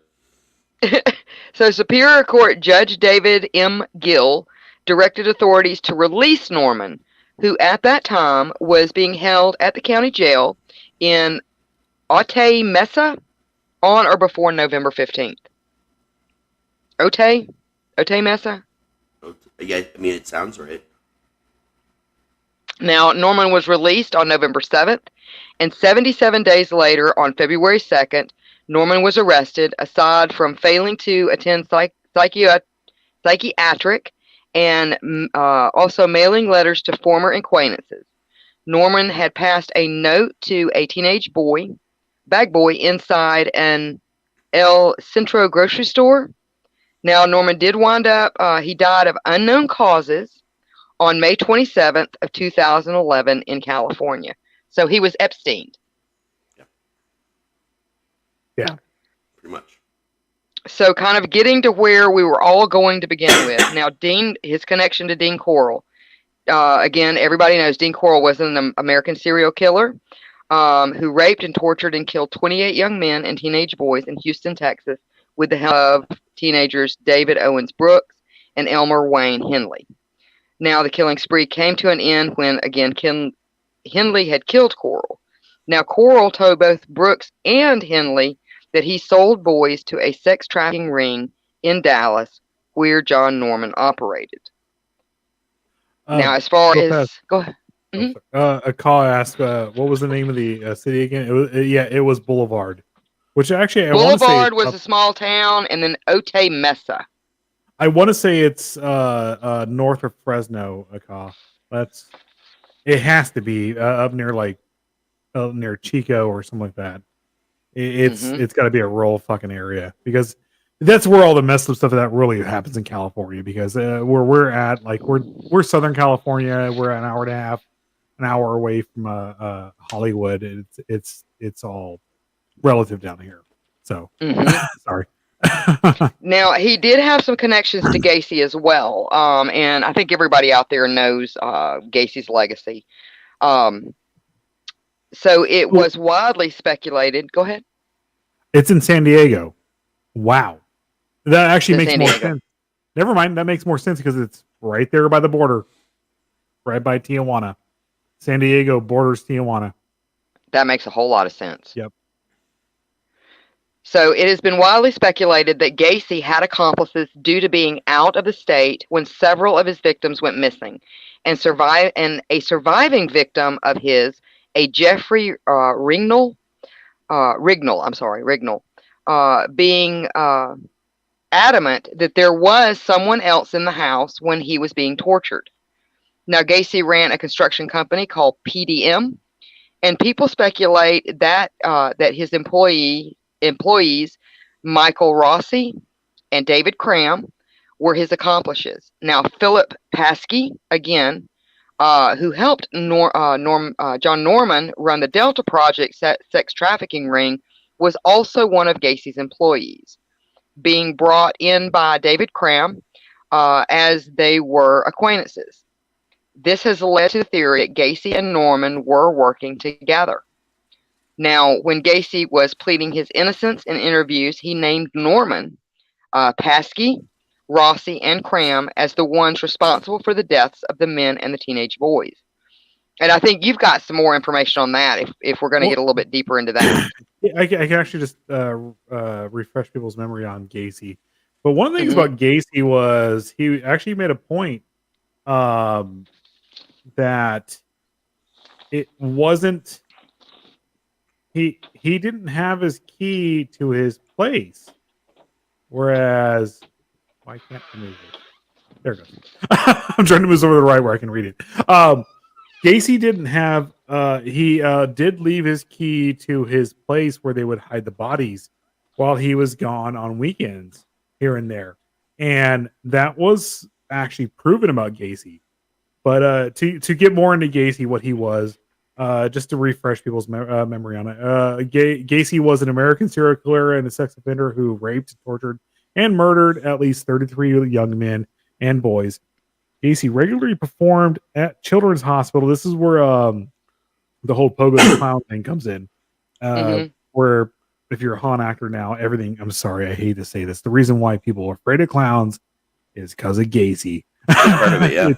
It's all comes back to Gacy, and then he also had Patches the Clown too, which was part of his persona. He had devised. He became known as the Killer Clown due to his public service as a clown prior to discovering his crimes. Gacy committed all his murders in his ranch style house, which is no longer there anymore. They tore as soon as they got the bodies out of there and they were done with it. They tore that place down. To this day, it is still a vacant lot. Typically he would lure his victims to his home and dupe them into their donning handcuffs. This was the same trick that Coral and a lot of the victims of this pedo ring would subdue to not subdue, they would fall for was the handcuff trick of these guys like Gacy and Coral will turn around and say, "Hey, look, man, I can get out of this handcuffs myself." Well, what they wouldn't show these their victims was they palmed the key to the handcuffs, and then behind their back they would just get out of them, and then they would turn around and say, "Well, I could do this too." And with Coral, especially with Coral, he would have them hopped up on huffing paint or being drunk or whatnot, and then they would sit there and try to get out of it. Well, once your hands are behind your back, you're dead. That's just how it happened. Oh yeah, Killer Clown. Sorry, I gotta have myself. He would then sexually assault them and torture them. His captive before he would then sexually assault them and torture them before he would kill his captives. Either way, I gotta hit myself here. Through asphyxiation, Gacy's thing was the garrote. He liked to the garrote was two sticks with a rope tied onto them, and then he would put them around their neck and tighten it with his hand, and that would strangle him to death. His first victim, though, was a kid who was like 15 years old. They had a night together. The kid came and woke him up with a knife in his hand. Well, Gacy wrestled him to the ground, killed him with that same knife, and then Gacy went in the kitchen and realized the kid was just waking him up to make him breakfast. Gacy didn't realize he had to hide the body, but he also later on realized he liked the feeling of killing people. So well, and these other people would have probably had inside knowledge of that, because a lot of people do theorize that Gacy was always meant to be the setup, basically the patsy, to take the blame for crimes, And in addition, teenagers believed to have been killed by Gacy, a Kenneth Parker, and a Michael Mario were last seen alive close to where Norman was living at the time. Well, I mean, get into his Iowa arrest. Gacy was convicted of sodomy of a teenage boy in Waterloo, Iowa, in 1968, and was sentenced to 10 years in imprisonment, but served 18 months. He murdered his first victim in 1917, which was the one I described. Had murdered twice more by the end of 1975, and murdered at least 30 victims after his divorce from his second wife in 1976. The investigation into his disappearance, Des Plaines, which was Des Plaines, Iowa, I think so. Teenage Robert Peist, and led to Gacy's arrest in 1978, December 21st. And I know in that interview that was on the podcast that we kind of spurred this whole, bunch of information that we started looking into was the body that was found under the driveway. Not the driveway. It was the where he had his barbecue pit, and he had a concrete slab right there, and that was the one. That because they found everything else in the house, and they were like, okay, well, we better go look through the rest of the place, and they dug up that part, and that was the one. I don't think there was any ones in the driveway. It was that part right there in the underneath the barbecue pit. So, but he still adamantly says he did not bury that body. He said a lot of those bodies he did not bury. I don't think he did. Now, whether you can believe him or not, I don't know. But Gacy, the fact that he said, I gave my key to these people, and even the cops were like, I think that was actually true. And they would come in there and just bury bodies. It makes sense here or it's plausible. No, sorry, that makes sense. It's plausible to think, or it's plausible that a pedo ring would seek out, because they're not going to seek out normal people here. They're not going to seek out people who have empathy or not sociopathic in any way. They're going to seek out people who already are messed up.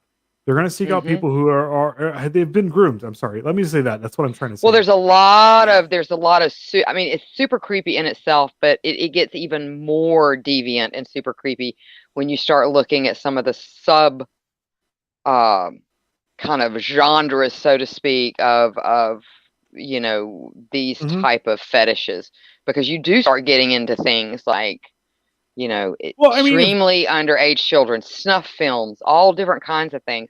And who's to say that some of these bodies weren't victims of snuff films? We're all. I mean, I'm going to say it. I'm a gun owner. You're a gun owner. We're all gun owners here. Or I'm sorry, Raz.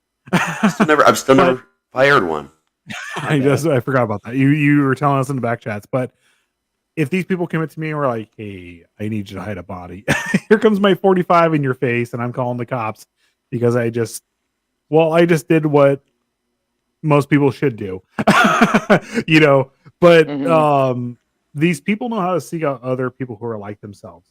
And they're going to go out and find them. And Gacy, Coral were very close to each other. And it was almost like a competition, if you think about it. They knew how to find these people, and especially if you're already in the industry, if you're in those inner circles, you're going to already be there, and you're already murdering. You're going to be like, well, can you hide these bodies here? Well, what a perfect situation, because you're going to also find people that have enough of their own messed up freaky deakies that they need to hide. But I hate to phrase it this way, but from the point of view of somebody that's a child predator and doing these really bad things, it was like the perfect setup. You've got this guy who he's murdering boys for his own sadistic reasons. I mean, you ain't got to worry about him running to the cops on you. Not to segue into something here, but then here's Nadine after saying that on our next episode of Hoarders. It's true though. It's very true. You have these guys. You basically have this guy who's leading a pedo ring who happens to find this other guy, and they're like, "Well,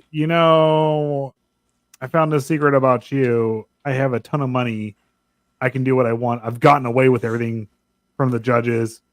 I'm literally my own trial judge or trial lawyer, and I've spent the most out of how many convictions where I should be spending like 50, 60, 70 years in jail. I've spent a year and a half at the most in Club Fed. If you don't do what I want right now, which is going to benefit you, you get to keep torturing, sexually assaulting these boys. You get to do whatever you want to them. If you don't do this, I'm going to turn you in, and you're going to go. I kind of want to bring up like a recent pop culture thing with this. Mm-hmm. Oh, go ahead. I was just going to say the thing that Nadine actually hit on. Actually, you're not far at all from the mark, and that's one of the kind of the psychological aspects that these two investigators found when they were down. The ones from New Orleans, was that a lot of the people, the big people that run these child pornography and molestation rings, they are hoarders. They are hoarders. They can't throw away anything. And then you look at Epstein. Here's another list. They're all about lists. The reason why I think they are hoarders is because they all know. I'm not going to say deep down inside, but they all know they're all criminals, and they all know the way to keep themselves from being convicted of anything is because they all go to these parties. They all do what they got to do, or not what they got to do, but they all do their messed up shit together, especially if you're victimizing together. They're like, okay, I such and such did this. I have this on him. I'm going to get a picture of him or whatnot. And then I have this while he has this picture on me, and it's mutually assured destruction right there. Do you want to go to jail? Because I'm going to send you to jail. So let's all be quiet about this and keep this going. I kind of wanted to bring up this. It's more recent-ish, I guess. Pop culture reference for television. Sandman had this episode. No spoilers here. It's not really a spoiler at all. Where there was a convention for serial killers. A meeting with all these. I remember that. Right. Oh yeah.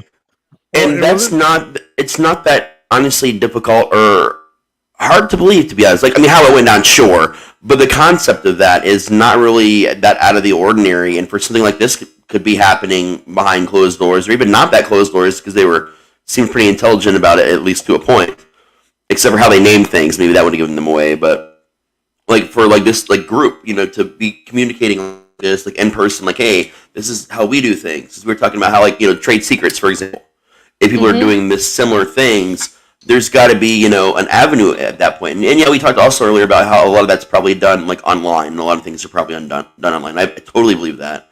But at some point, you got to think that back then, before all this, before online was really the easy way to communicate, did things like that happen? And I think you kind of got to realize that it's a good possibility that meetups of that caliber happen to some degree.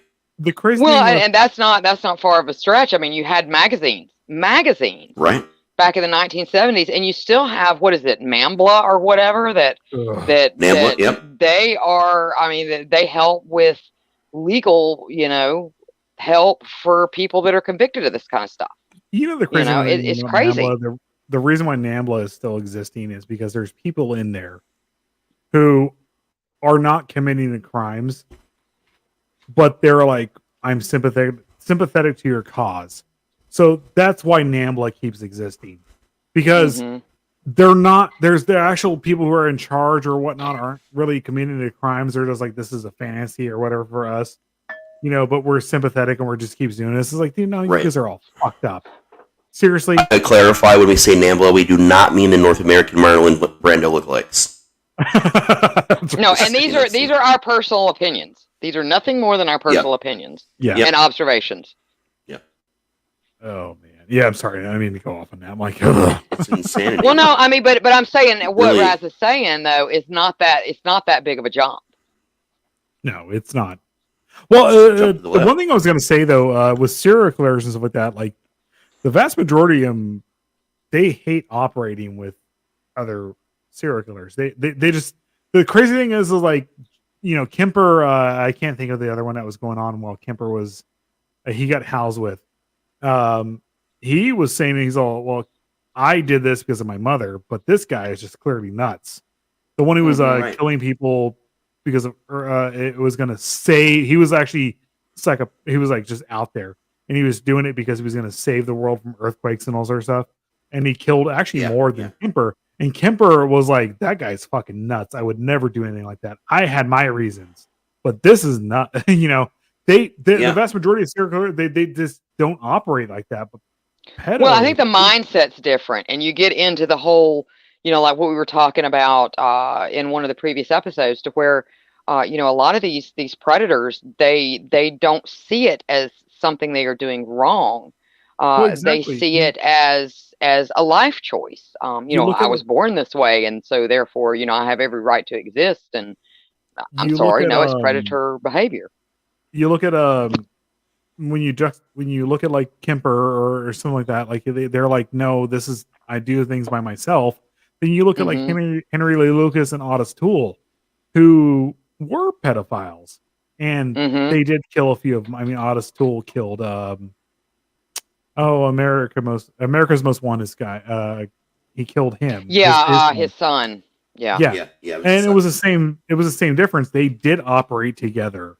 They did do things together with children and stuff like that. But it's just one of those things. It's so out there and weird, Well, I'm sure that there is a psychological reason for the difference in how they operate, which I would love to get into at some point.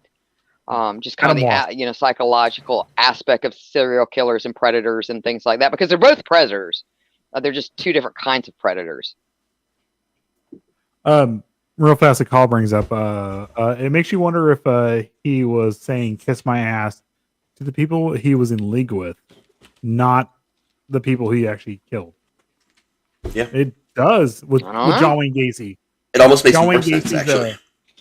John Wayne Gacy's last words in was it a gas chamber or was it a chair? I think it was a gas chamber. Was "kiss my ass," and it makes you wonder. That's what it calls saying. It makes you wonder if it was the people he was in league with. It does. Well, I know that interview that was on the podcast between Gacy, the Canadian reporter, I think it was, who actually somewhat, I don't want to say became friends with him, but interacted a lot with him. Did you hear to the point to where they were talking on the phone? Yeah, Gacy's a megalomaniac. Did you hear how Gacy was talking to him? Okay, so prior to that, Gacy did the whole thing that any victimizer does. And I heard it like he came out and said, when I get, because he really believed for a second that he was going to get out. And he actually said, because he developed a relationship with this guy, and this guy was like, yeah, no, I'm just here to actually talk to you, but I'm going to continue this on. But Gacy does this whole thing, when I get out, I'm going to fuck your mouth. I'm like, yeah, I mean, and I guess people that don't have an interaction with that type of psychological predatory behavior don't maybe really pick up on the signs, and they can become enamored with these kind of people. But it was making me want to vomit. He did the whole pause thing where he was all, ha ha, ha ha, ha ha. And it was like, and I counted, it was like 2, 3, 4. And then he's like, I was just kidding with you. I'm not going to do that. I'm like, bro, you just said that and you meant it. And you were being you went right to your predatory self. I'm going to fuck your mouth. I was like, you're a fucking monster. Yeah. Well, and wasn't it with Gacy, like, and I think there was another serial killer that was like that if he, and it may have been in that interview, I can't remember, but he said that once he paid for it, that person was his. Exactly. That's the way he saw it. That person Yeah. was his. Once he paid, you were Oh, yeah. doomed. It's his It's property at that a lot of those. Though a lot of those killers actually believe that once you hmm did whatever it was in their head that made you that made them think. What was it? That triggered the behavior. Yeah, there Yep. you go. There you go. It's done. Yeah, Kyle says it was like Kemper. Yeah, exactly. It was very much so. And then she says that makes you think he had those guys in his ear. Don't worry, we are getting you out of this. We have people in high places. It actually does make you think that. It does. Yeah. Yep. And they didn't get him out of there. They're like, nope, you can go ahead and die in prison. We were talking about earlier. Yeah, They needed a patsy. Yeah, and there's a lot of people that theorize that it was kind of like almost like the mob. You know what I'm saying? He was meant to be the patsy. He was meant to be the fall guy. He was the easy guy to get rid of and blame everything on because he was doing it himself as well. Exactly. Oh, exactly. So I honestly believe if they weren't doing it themselves, it didn't matter. You were there, you were directing it. You're going down. yeah. Yep. But that's all I've got. That's all there is. That was the That's connection. all there is. Yeah, and then Gacy died, and Norman Gacy died died. by suicide. Wah, wah. Norman died by Wah. suicide, and was it 2004? Wasn't it, or 2008? I think it was 2008. He died. They just said he died. They just had him in prison. It was a nice, comfy prison for him. He didn't have anything major happen to him. He just lived his life out. So, And then taking come up care of dead. everything. Just come Basically, up like dead. 4 or 5 episodes, and we end with, and he died. And he died. The end. They all died. That's a good ending, though. That's a good It's not a ending. bad ending. It's better than Yeah. and he went on to be Could've been a lot better, but whatever. Yeah. He made so much money in this industry after he got out and learned the error of his ways after having sex with a lot of kids. I was like, what? I mean, it was almost 40 years worth of taking advantage It's of children, it's better than the ending of the Jeepers Creepers director. yeah. Well, you can only hope that he's taking major pineapples as we speak.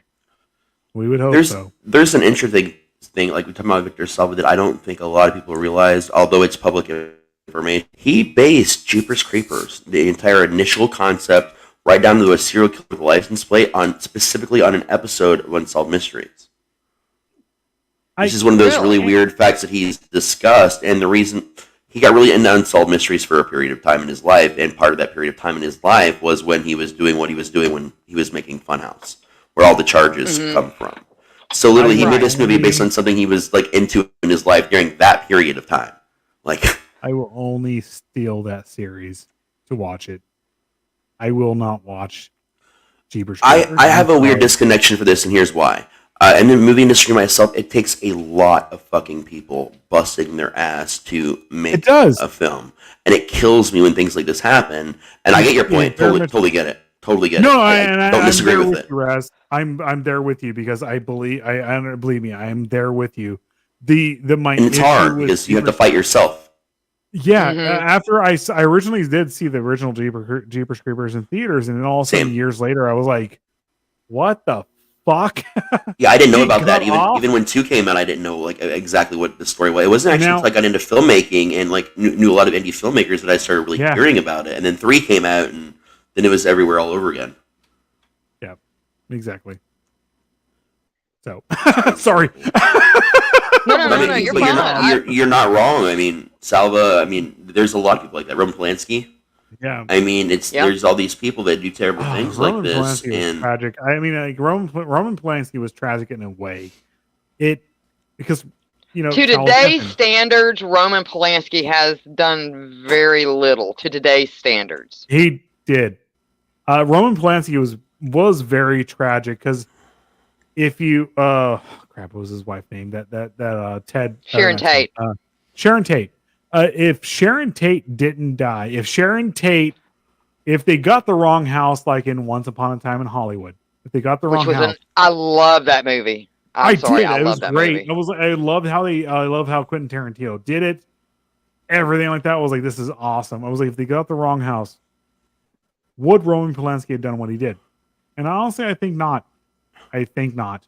I think Roman Polanski was very much, and I'm not excusing his actions in any way, shape, or form. I'm not. Right. But Roman Polanski was very much hurting from the fact that his child was ripped out of his mother's belly. Mm-hmm. And then the blood was put up on the wall, helter skelter, all that stuff. Yeah. But it brings up the biggest, honestly, one of the hottest topics of debate today. Between that, a lot that came out about Marilyn Manson not that long ago, the Depp court case, it's all these things, right? At what point in time do you think it's okay to separate the art from the artist? Can you still enjoy that thing because you can separate this person who they are in the real life from this art? Not with a lot of stuff, but like, is that okay to do? And you've got people that say, well, I separate from the artist because of all the people that are involved making the products, which is one thing, and then it's because if you're starting a project where even one person did that, then people see you as supporting the thing that they did. So and there's no right or wrong answer here. I personally, for myself, now if it was this Norman that was making movies, that's a little bit different. I mean, he's been doing this for 40 years. It would be very hard for me to support any type of creative something or another that he came up with. Right. But in the case of, I don't know. I mean, I can because their actions affected a lot of innocent people. A lot of innocent people, like you were saying, Raz, that worked really hard to make a film or say a play or what have you. Music, pretty much anything. Come to be. I mean, it wasn't just this one person. If it was this one person, it'd be super easy. It'd be super easy to say, yeah, I'll never watch it, but it's just interesting, like the degrees that exist in that kind of like mindset, like the psychology behind that. It's like there's a lot of right answers is what it is. It's a lot of right answers. There's Well, let me put this out there for you real fast. So you have one of my bands I listen to is Inquisition, and he got popped about 10 years ago for having porn on his laptop, which was the guy at the time. It was nothing major. It was just he had to go to therapy. So, and he also toured in like Europe, majorly toured in Europe. Inquisition is from Washington State. And Dagon got popped for having, I want to say the porn that he had on his laptop was, the chick was like 16 or 17 years old. And this was stuff from Europe, and where you have the age of consent is like 16 years old, 17 years old, 18 years old, or whatever, whatnot. Now, even states in America have here's the thing, though. You have, and I am not excusing. I'm going to put this out there. I'm not excusing any of these people's actions. I would never do this. You have to be the proper age in the state you're in or the country you're in. But you have bands you have people like David Bowie, Iggy Pop out there, which everyone else will give, every pass to. Iggy Pop, especially Iggy Pop and the Stooges. Iggy Pop was notorious for going after 14 and 15-year-olds in the 60s and 70s. He was notorious for it. Now, you have one guy who did it in the 90s and 80s or 90s and 2000s, and it was just happened to be whatever on there. And I'm not excusing it. Right. I'm making. But again, that goes back to the whole there weren't federal laws at that time. Exactly. That's what it comes down to. I mean, Manson kind of went through a similar thing more recently because some of the misconduct involved women that were coming out basically being groomed, and with some of them it supposedly started before they were 18. Yeah. And then do you look at, Brian Warner did these things, but when I grew up, like Manson was like an anthem for me. Like even all the way back to Manson and the Spooky Kids, that was an important part of my life. The music, not the person, but I met the person, but the music was a really important part of growing up.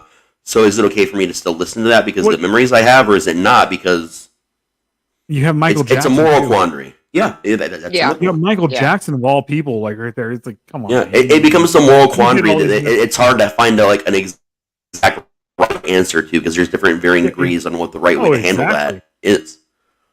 I guess that's my main It's point. one of Is those- like all the ways to handle it are right. It's just an argument on which way is the most right. It feels like. Yeah, Yeah. again, Yeah. I'm not trying. I'm not giving these guys a pass. None of them. Not Iggy Pop. I'm not giving Of course, yeah. Dagon from None of Inquisition a pass. I'm not giving Michael Jackson a pass.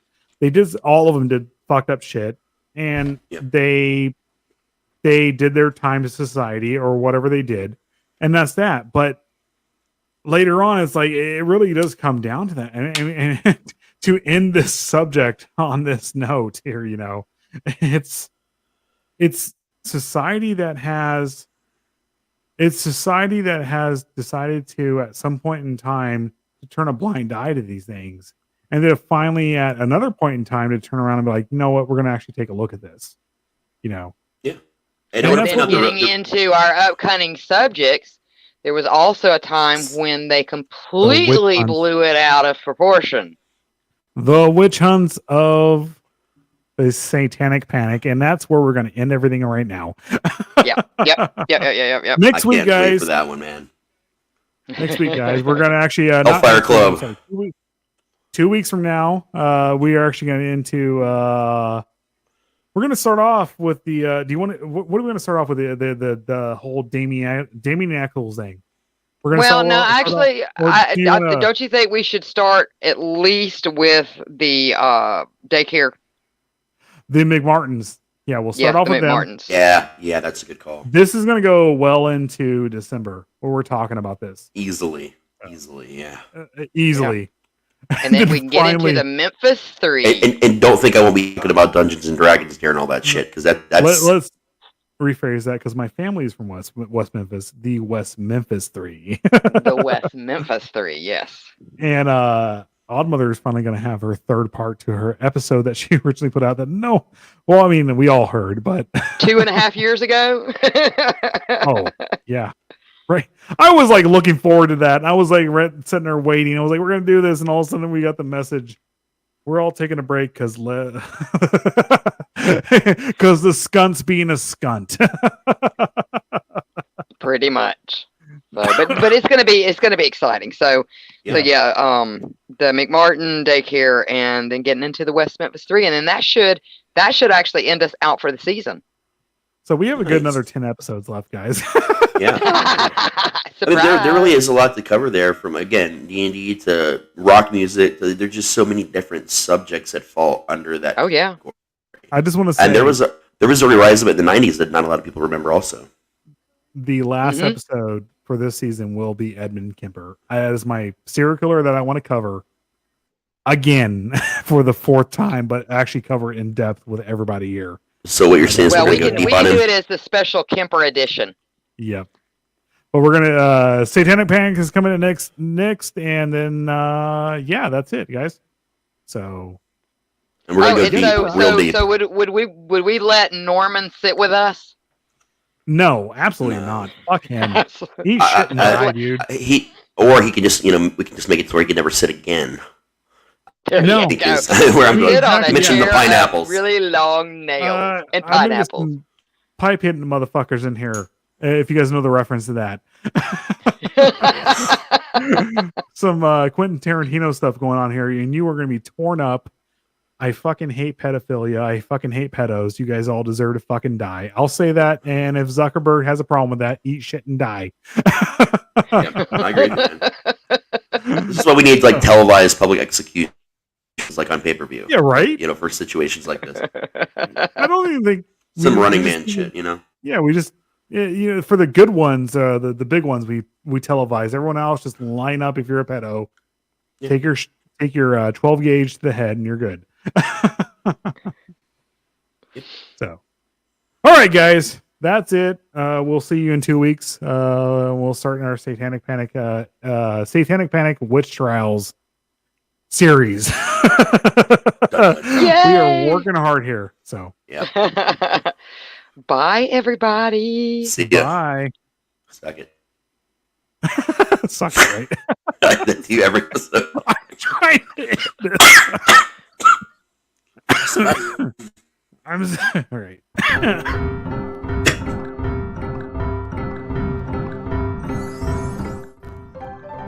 It's that time, kids. Hold onto your heads.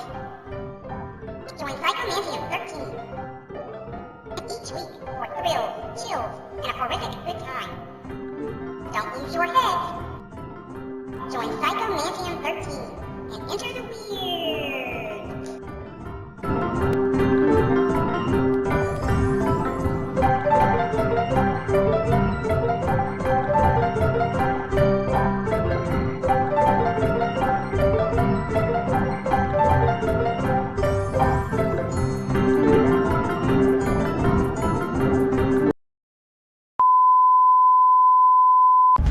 This is Mr. Applewhite speaking. There is nothing wrong with your device. Join me here on Psycho Money DC. A delightfully dreadful consternation of horror content. Your head